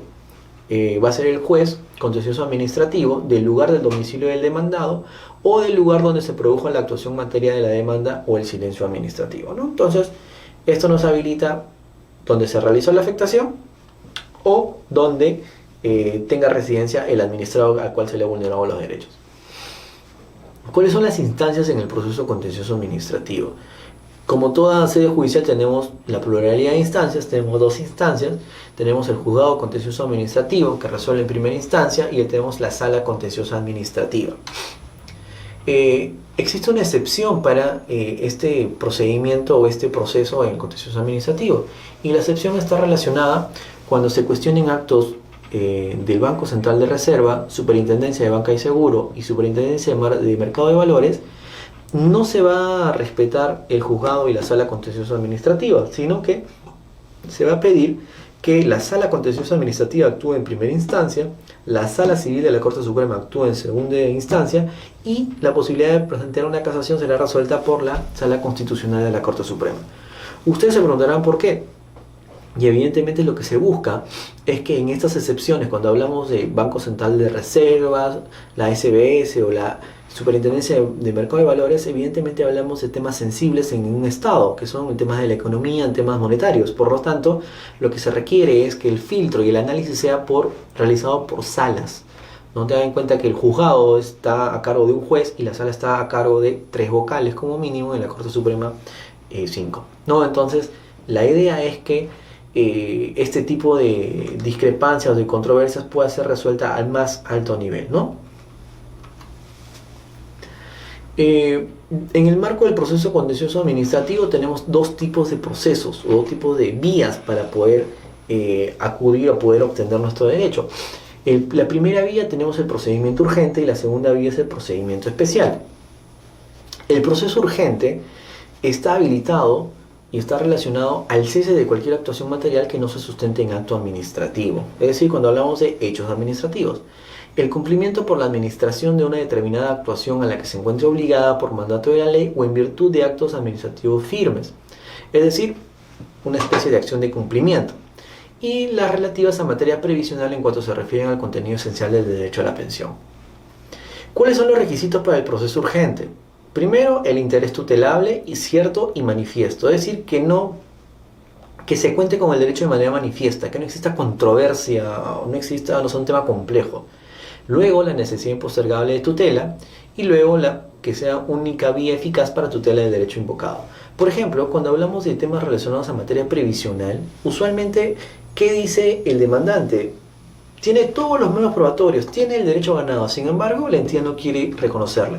Entonces estamos hablando de cumplir con los 3 requisitos, por lo tanto hay una necesaria tutela de urgencia y es necesario que se tramite a través del proceso urgente.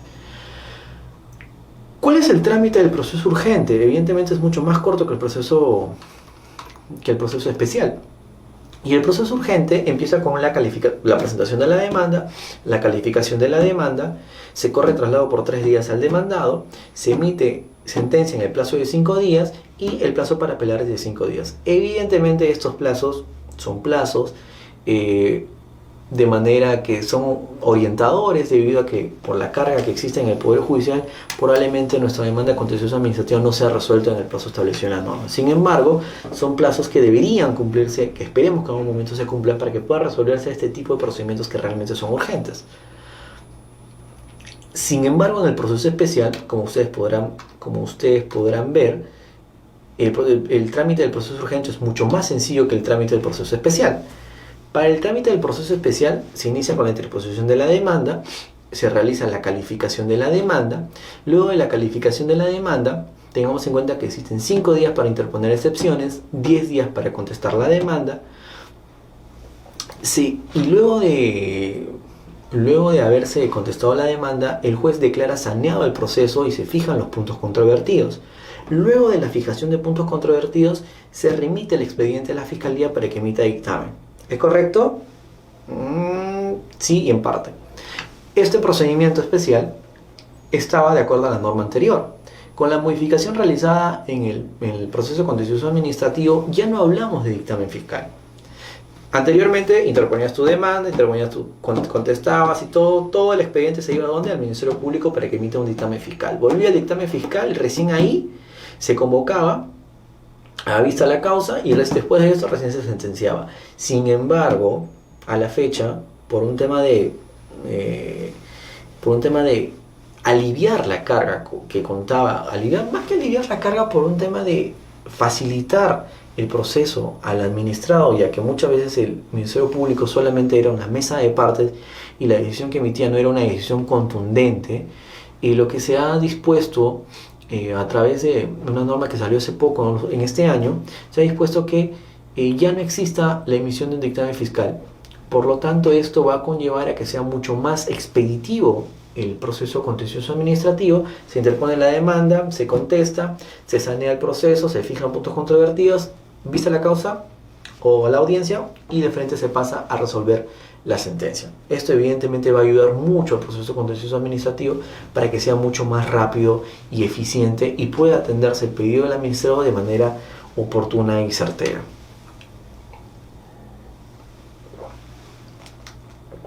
Luego, ¿cuáles son los principios jurisprudenciales en el proceso contencioso administrativo? En el proceso contencioso administrativo, evidentemente la jurisprudencia fijada como precedente por la Sala Constitucional y Social de la Corte Suprema. Adicionalmente, los jueces tienen que observar las resoluciones del Tribunal Constitucional, ya que los jueces, ya que el Tribunal Constitucional realiza muchas veces control difuso o control abstracto de las leyes, por lo tanto las decisiones tienen que ser valoradas en la vía contenciosa administrativa. ¿Es posible establecer medidas cautelares en el proceso contencioso administrativo? En efecto. Y los requisitos para las medidas cautelares son los mismos establecidos en el Código Procesal Civil: la verosimilitud del derecho invocado, peligro en la demora, medida adecuada. Dentro de las medidas cautelares, por ejemplo, tiene que verse cuál es realmente la afectación que ha existido. Recuerdo un caso en el cual, en el marco de un procedimiento disciplinario, se sancionó con destitución a un trabajador. Sin embargo, al momento de sancionarse con destitución a este trabajador, no se respetó el debido procedimiento. No se valoraron, no se notificó adecuadamente, no se recepcionó los descargos del trabajador, y finalmente no se valoró adecuadamente los medios probatorios. Ustedes saben que la destitución en la administración pública conlleva a la inhabilitación por 5 años. Por lo tanto, este administrado o este trabajador se encontraba en la imposibilidad de volver a trabajar en el Estado, lo cual conlleva una afectación económica a sus intereses. Y lo que hizo él es interpuso una demanda contenciosa administrativa y solicitó la medida cautelar. ¿Qué se dispuso en la medida cautelar? Evidentemente, la pretensión del proceso contencioso administrativo era la nulidad y el restablecimiento del derecho de este trabajador. Como consecuencia, para poder adelantar el efecto de la sentencia, se solicitó la medida cautelar, solicitando que se deje sin efecto la sanción de destitución en tanto se resuelve el proceso. ¿Por qué? Porque evidentemente que te destituyan y que no puedas trabajar habiendo sido servidor público durante muchos años, conlleva una afectación bastante grande. En ese sentido, habiéndose determinado la verosimilitud, el peligro, la demora y la medida adecuada, el juez puede otorgar la concesión, puede conceder la medida cautelar para que el procesado, mientras dure el proceso contencioso, pueda tener restablecido su derecho. ¿Sí? Entonces, continuamos. Y solamente ya un poco para cerrar el seminario del día de hoy, vamos a comentar sobre los procesos constitucionales. Si bien hemos comentado y hemos hablado si bien hemos hablado respecto al proceso contencioso administrativo, tenemos que tener en cuenta que el proceso contencioso administrativo es la vía idónea para resolver las actuaciones o los cuestionamientos de la administración, de las decisiones de la administración pública. Sin embargo, también contamos con un proceso constitucional habilitado, como lo comentamos hace unas diapositivas. Este proceso constitucional es el denominado el proceso de amparo.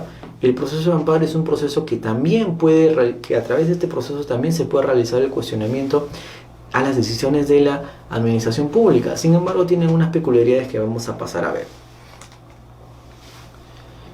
¿Cuál es la finalidad de los procesos constitucionales? La finalidad es garantizar la primacía de la Constitución y la vigencia efectiva de los derechos constitucionales. Lo que vamos a hablar en un proceso constitucional evidentemente es estrictamente de una afectación a los derechos constitucionales, ¿sí? Entonces vamos a tomarnos unos minutos ahora para poder tomar un break para continuar y terminar con esta parte del proceso.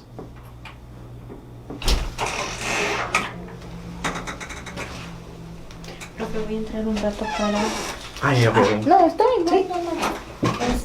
Una consulta, ¿está respondiendo las preguntas?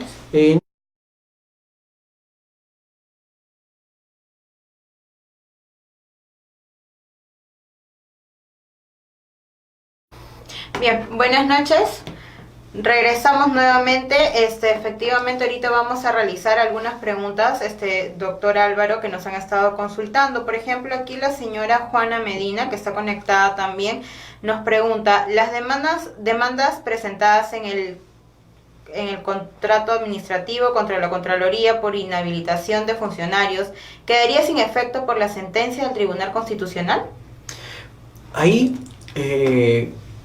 habría que hacer una pequeña tingencia. Para los que quizás no han escuchado sobre la sentencia del Tribunal Constitucional, brevemente vamos a hacer una pequeña antecedente de esta pregunta. Usted sabe que la Contraloría General de la República cuenta con potestad sancionadora desde el 2011, es decir, potestad para sancionar a los funcionarios y servidores públicos por el incumplimiento de sus funciones y si es que han incumplido en la tipificación establecida en el PAS de la Contraloría. Esa es la primera premisa. La segunda premisa es que esta potestad sancionadora de la Contraloría fue cuestionada en el Tribunal Constitucional a través de una acción de inconstitucionalidad. Y finalmente lo que estableció el Tribunal Constitucional dijo que la Contraloría sí tiene potestad sancionadora, sin embargo, la tipificación que utiliza la Contraloría para sancionar era inconstitucional. En consecuencia, ¿cuál es la situación a la fecha? A la fecha tenemos una entidad pública, que es la Contraloría, que tiene la facilidad de sancionar o tiene la potestad de sancionar, sin embargo no puede ejecutarla. ¿Por qué? Porque ha sido declarada inconstitucional su tipificación o sus infracciones. Entrando a lo que señala Juana, habiendo dado esta premisa, ¿qué pasa con aquellos procesos que estaban en curso de ser sancionados? La Contraloría ya no puede sancionar. ¿Por qué? Porque se le ha caído la tipificación. Al ser declarada inconstitucional la tipificación, lo que genera es la imposibilidad de cuestionar esta medida en la imposibilidad de poder sancionar al administrado o al funcionario. Ahora, ¿qué pasa con aquellas sanciones que han sido impuestas por el Tribunal de la Contraloría o confirmadas por el Tribunal de la Contraloría y están en contencioso? Desde mi punto de vista, sí podrían ser revocadas. ¿Por qué? Porque si el Tribunal Constitucional ha realizado una evaluación constitucional de la tipificación y esta sanción está siendo cuestionada en la vía contenciosa administrativa, el juez tranquilamente, en el marco de lo que hemos comentado, tendría que hacer caso a la disposición del Tribunal Constitucional. Ahora, el único problema es que el mismo Código Procesal Constitucional, y lo ha señalado también el TC, señala que las acciones de inconstitucionalidad o la inconstitucionalidad de la norma solamente podrá ser generada hacia adelante. Por lo tanto, existe ahí una controversia que finalmente se va a resolver en la vía judicial y finalmente, o quizá probablemente llegue al Tribunal Constitucional. Sin embargo, desde mi punto de vista, sí podría ser declarada nula por un tema en particular, por el principio de retroactividad. Ten en cuenta que la modificación de la 2744 establece que el principio de retroactividad señala que podrá aplicarse una norma favorable incluso cuando está en ejecución. ¿Qué conlleva esto? Conlleva a que el procedimiento sancionador es parte de un procedimiento administrativo general, por lo tanto, teniendo en cuenta que se aplican los principios del procedimiento sancionador a los procesos a los procesos sancionadores en general, yo estimo que sí sería que podría ser declarada nula la sentencia, o más que la sentencia, la resolución de la Contraloría General de la República, ¿no? Bien, muchas gracias. Aquí tenemos otra pregunta del señor Jonathan. Nos dice: buenas noches, doctor. Una consulta. ¿La municipalidad debe levantar la medida complementaria, clausura temporal o definitiva, etcétera, si se interpone una demanda contenciosa administrativa? ¿Qué tal, Jonathan? Respecto a esta pregunta en concreto hay que tener en cuenta, y me sirve tu pregunta para poder ahondar en un tema que no lo he señalado a profundidad. Y es el relacionado a que, ¿qué pasa si es que la administración pública emite una decisión? Por el simple hecho de interponer una demanda ante el Poder Judicial, ¿se suspenden los efectos de la decisión? La respuesta es no. Por eso es donde revisa relevancia la interposición de una medida cautelar. La única manera que yo pueda suspender la ejecución de un acto administrativo es a través de una medida cautelar. ¿Por qué? Porque lo que se busca en mérito a la presunción de validez del acto administrativo es evidentemente que el acto administrativo ha sido bien dado. Por lo tanto, se presume hasta que se demuestre en contrario, es decir, si exista un vicio de nulidad, que el acto administrativo tiene que seguir vigente. Evidentemente, la única manera de contravenir esto es a través de la interposición de una medida cautelar para dejar sin efecto el acto administrativo de manera temporal hasta la emisión de la sentencia, ¿no? Bien, y aquí la última pregunta, doctor Álvaro, nos menciona la señora Juana nuevamente, nos dice: ¿el juez en qué casos no podría aprobar una medida cautelar? ¿En qué casos no podría aprobar una medida cautelar? Voy a remitir un poco, si pueden ver en la diapositiva, son 3 tipos o 3 requisitos para la medida cautelar. La verosimilitud del derecho, es decir, ponderar la proporcionalidad entre la eventual afectación que causaría al interés público a la medida cautelar, el peligro de la demora y la medida adecuada. En la verosimilitud de derecho lo que se busca es determinar si es que la demanda tiene un indicio de ser verdadera o tiene un indicio de tener razón. Es decir, supongamos, les comentaba el caso de un procedimiento disciplinario. En el procedimiento disciplinario, si yo les digo a ustedes, les cuento un caso sin mucho detalle en el cual les digo: oye, miren, a una persona la han destituido y ni siquiera la han notificado, probablemente ustedes me van a decir: oye, qué mal. Entonces, evidentemente, eso ya me genera una verosimilitud en el derecho. ¿Por qué? Porque ya estaría casi comprobado que a la persona nunca se le notificó. Y esta falta de notificación conllevó a que no pueda defenderse. Y que no pueda defenderse conllevó a que finalmente se le destituya. Lo cual finalmente sería un acto injusto. Ahora, este acto injusto peligra si es que yo demoro a la espera de una sentencia en el proceso contencioso administrativo. Evidentemente, estar destituido o sancionado no es bonito para nadie. Por lo tanto, ya tenemos 2 requisitos. Y el tercer requisito, la medida adecuada, ¿no? Para la ejecución de la medida cautelar, el demandante deberá ofrecer contracautela. Ahora, la contracautela quiere decir que yo tengo que señalar a un tipo de, es algo así como la fianza, ¿no? ¿Qué le doy al Poder Judicial como garantía para sustentar o decir que realmente estoy cuestionando, que lo que estoy cuestionando realmente tiene razón? Usualmente lo que se pide es una contracautela, es una cautela juratoria, lo que es una declaración jurada en la cual tú señalas que estás diciendo la verdad y que vas a cumplir, ¿no? Entonces, ¿en qué casos no podría aprobarse una medida cautelar? No podría aprobarse una medida cautelar, primero, por el incumplimiento de los requisitos. Segundo, porque no tenga pruebas que me demuestren sobre todo la verosimilitud del derecho. Solo en esos casos el juez no podría otorgar una medida cautelar. En todos los casos los jueces van a valorar siempre, sobre todo, la verosimilitud del derecho, ¿no? Bien, muchas gracias. Y al principio, le comento, doctor, habíamos promocionado ese diplomado porque ya estamos por empezar el 12 de septiembre, donde también nos va a acompañar el doctor Álvaro Solórzano en el diplomado, tanto como el abogado Jesús Robles, que los dos están desarrollando este diplomado. Entonces, hemos estado hablando con la parte administrativa. Si bien es cierto, les comenté un precio al inicio de esta clase. Sin embargo, les había comentado que el precio normal está en 850 soles. Hemos estado hablando con toda la parte administrativa para poder ofertar ese diplomado, en el cual para lo que quieren desarrollar el diplomado en la modalidad virtual y tener en contacto con el doctor Álvaro Solórzano, recordarles, ahorita nos han dado un buen descuento de 490 soles, en donde ustedes pueden inscribirse y poder desarrollar este diplomado en la modalidad virtual. Y a los que deseen desarrollar en la modalidad presencial, les sugiero que desde ahorita empiecen a enviarnos sus correos electrónicos o me pueden llamar al 934-002-882. Mi compañero también va a poner el número para que se puedan contactar directamente conmigo y poder brindarles la buena promoción que se les va a otorgar para que puedan desarrollarlo en la modalidad presencial. A los de la modalidad virtual en vivo van a tener el descuento, estaría costándoles 490 soles, así que aprovechen de una vez para que puedan inscribirse. Más bien vamos a preguntarle al doctor Álvaro cuál es la importancia, doctor, de que de repente los participantes puedan inscribirse al diplomado de procedimiento administrativo.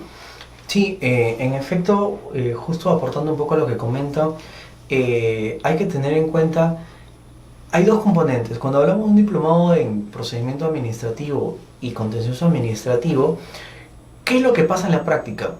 En la práctica existe mucho desconocimiento sobre el procedimiento administrativo, y es más, usualmente las personas, los estudiantes de Derecho, las personas en general, no prestan mucha atención al procedimiento administrativo. Sin embargo, hay que tener en cuenta que el procedimiento administrativo regula toda la actividad del Estado, es decir, absolutamente toda la actividad del Estado, del pago de impuestos, de tributos, la prestación de servicios.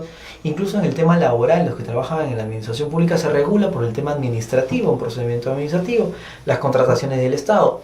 Todos los temas esenciales del Estado están relacionados con el procedimiento administrativo.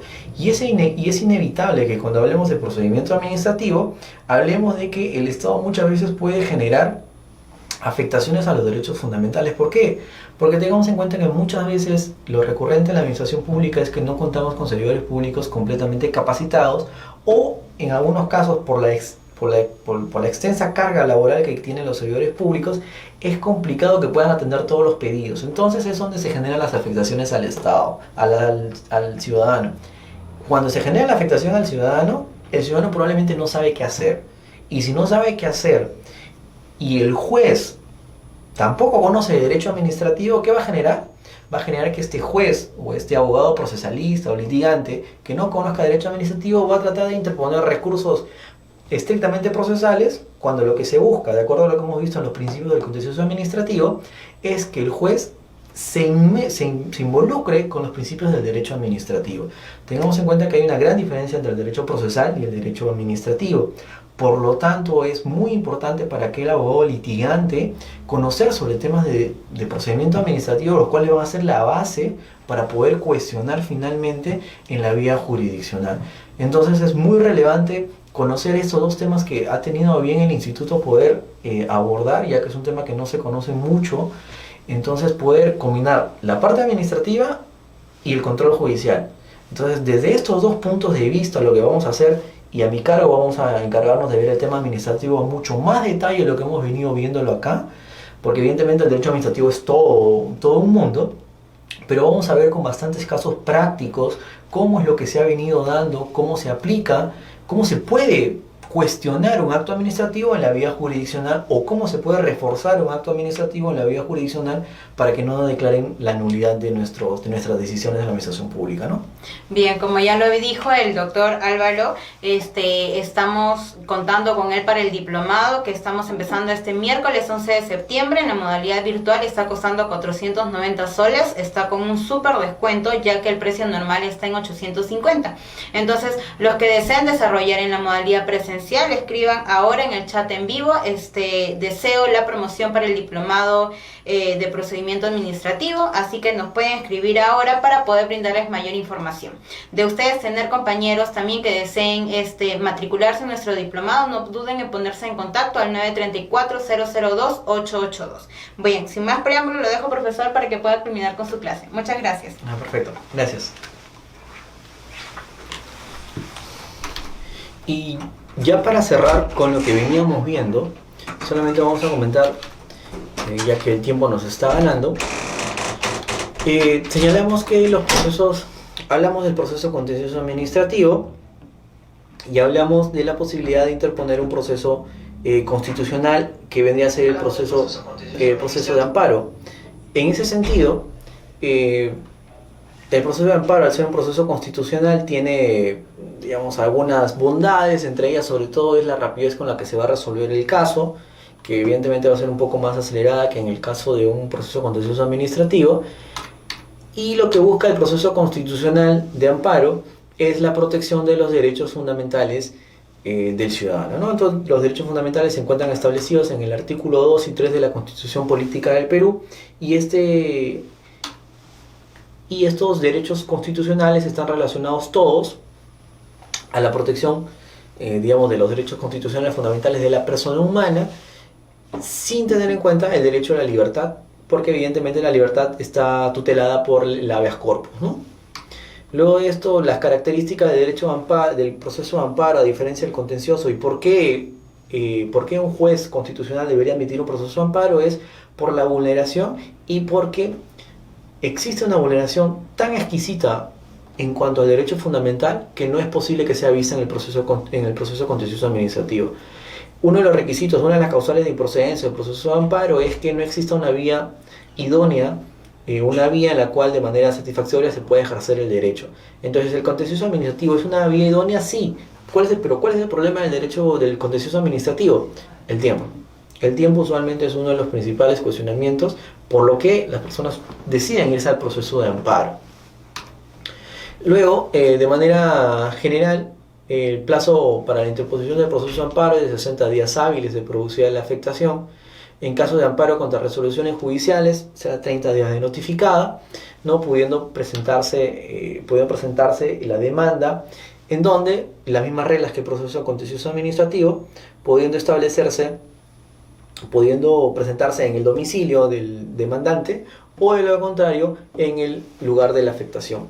Voy a leer, tengo una pregunta de Marco Antonio, el cual señala que si una consultoría de supervisión de obra cuenta con resolución de aprobación de la liquidación de contrato, legalmente por la ley de contrataciones corresponde devolución de garantía. Sin embargo, la entidad no puede pagar porque se gastó. Este acto administrativo corresponde a una malversación de fondos por la entidad. ¿Qué procedimiento tendría que hacer? A ver, al respecto, probablemente no todos conozcan la norma de contrataciones o no todos conozcan a detalle el tema. Una consultoría de supervisión de obra se realiza, yo, entidad pública, decido construir una obra, pero usualmente, ¿qué hacen las entidades públicas? Tienen la habilitación para poder contratar a alguien que va a supervisar la construcción de la obra. Entonces, lo que nos dice Marco Antonio es, si una consultoría de supervisión de obra cuenta con resolución de aprobación de la liquidación de contrato, es decir, cuando la obra concluye, lo que tiene que emitirse es un acto administrativo de resolución, un acto administrativo de liquidación de contrato o de liquidación de obra. ¿Esto qué quiere decir? Quiere decir que es un acto administrativo en el cual se contempla cuánto se debe pagar, qué se tiene que hacer. Y de manera concurrente con esto se tiene que corresponder la devolución de garantía. La garantía es como una fianza que interpone el contratista o el contratista. ¿Para qué? Para que pueda realizarse, para garantizar de que él va a trabajar bien y en caso que trabaje mal, pueda la entidad cobrarse por probables o presuntos perjuicios, ¿no? Daños y perjuicios. Entonces, dice, la entidad se gastó la plata, este acto administrativo corresponde a una malversación de fondos por la entidad. ¿Qué procedimiento tendría que hacerse? Ahí al respecto habría que tener en cuenta lo siguiente. El primer tema es, ¿se le emitió la liquidación de contrato? Dependiendo. Si se emitió la liquidación de contrato y no se reconocen los derechos, lo que yo puedo hacer es impugnar. Ahora, un poco la naturaleza de la ley de contrataciones me establece o me lleva a que cualquier cuestionamiento, cualquier controversia en el marco de un proceso de contratación con el Estado, deriva en arbitraje. Ese es un poco el tema, ¿no? A excepción de aquellos procesos menores o exentos a la aplicación de la ley de contrataciones, menores 8 y TES, ¿no? Si es un proceso de selección común y convencional, lo que va a corresponder es que se vaya al arbitraje a cuestionar. Y respecto a la responsabilidad de los funcionarios por el gasto del dinero, evidentemente, tengan en cuenta que la garantía la garantía de fiel cumplimiento, la garantía que pone el contratista no es de libre disposición de la entidad, es una garantía que queda en una cuenta reservada y que solo se puede usar en el caso del incumplimiento y el daños y perjuicios a la entidad pública. Por lo tanto, procedería, en el caso que se haya hecho uso indebido de esta garantía, procedería la interposición de la denuncia penal por incumplimiento de funciones, abuso de autoridad, usurpación de funciones, entre otros, ¿no? Incluso un procedimiento disciplinario dentro de la misma entidad. Espero haber respondido a la pregunta de Marco Antonio. Y volviendo al tema del proceso de amparo, ¿quiénes pueden demandar un proceso de amparo? Toda aquella persona que sienta vulneradas sus derechos constitucionales, ¿no? La competencia del juez va a ser el juez civil o el juez mixto del lugar donde se efectúa el derecho o donde tiene el domicilio del afectado. Y al igual que en el proceso contencioso administrativo, se pueden interponer medidas cautelares en el proceso, ¿no? Que sigue las mismas reglas del proceso civil, que ya también las hemos visto: la apariencia del derecho, el peligro en la demora y la medida adecuada. Entonces, solamente, y ya para culminar nuevamente, de acuerdo a lo que comentábamos hace un momento, invitarlos nuevamente a poder realizar este diplomado, que va a ayudar bastante a que ustedes puedan comprender cómo se va a realizar la actividad jurisdiccional en el proceso contencioso administrativo a raíz de las decisiones de las entidades públicas, y la importancia y la relevancia de conocer el procedimiento administrativo en concreto para poder generar cuestionamientos en la vía contencioso administrativo, o de lo contrario, para poder reforzar estas decisiones. Y una última pregunta que realiza Juana Medina, ya para concluir con la sesión del día de hoy, nos pregunta: ¿se puede ir por contencioso administrativo y proceso de amparo a la vez? Esta es una pregunta interesante. Es una pregunta interesante y a la vez que usualmente en la práctica pasa bastante. Usualmente, ¿qué dice el administrado? Presenta contencioso administrativo, pero como se demora, también presenta un proceso de amparo para ver si me liga. Y cuando me ligue primero o cuando me funcione primero, ahí le vamos, ¿no? Sin embargo, el Código Procesal Constitucional ha establecido como causal de improcedencia que no procede el proceso de amparo cuando el administrado o cuando el demandante haya interpuesto otro tipo de proceso de manera similar. Es decir, el contencioso y el amparo tienen la misma finalidad. Si yo interpongo contencioso y luego amparo, el amparo no va a proceder. ¿Por qué? Porque ya he planteado una demanda. Entonces, lo que no se puede hacer es, la famosa litispendencia, es presentar dos procesos con la misma finalidad en juzgados distintos para obtener el mismo resultado, porque sería una duplicidad de abocamiento por parte del juez, ¿no? Entonces tendría que utilizar o un proceso o el otro. Bueno, estimados amigos, agradecerles por la atención prestada durante este tiempo, y esperamos contar con ustedes en el diplomado, y tengan por seguro que vamos a abarcar bastantes temas interesantes sobre el procedimiento administrativo y el procedimiento contencioso administrativo. Muchas gracias.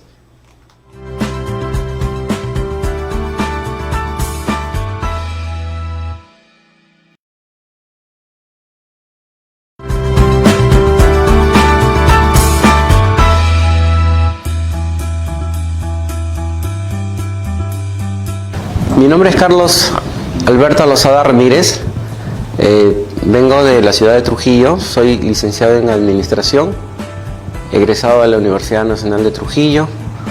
Actualmente estaba viendo la posibilidad de mejorar mis capacidades en el curso de Excel, para lo cual vi que esta opción que me da el Instituto CEPEG es la más buena que encontré, y los profesores que actualmente están desarrollando el curso lo hacen muy bien y se entiende, y creo que esto va a mejorar notablemente mis conocimientos en el curso. Sí, él hace la clase a nivel general y posteriormente se acerca a cada una de los carpetas y nos absuelve cualquier pregunta. A todas las personas que están escuchando, les recomiendo estudiar en CEPEG. Es una institución seria, y espero que todos puedan participar y ampliar sus conocimientos.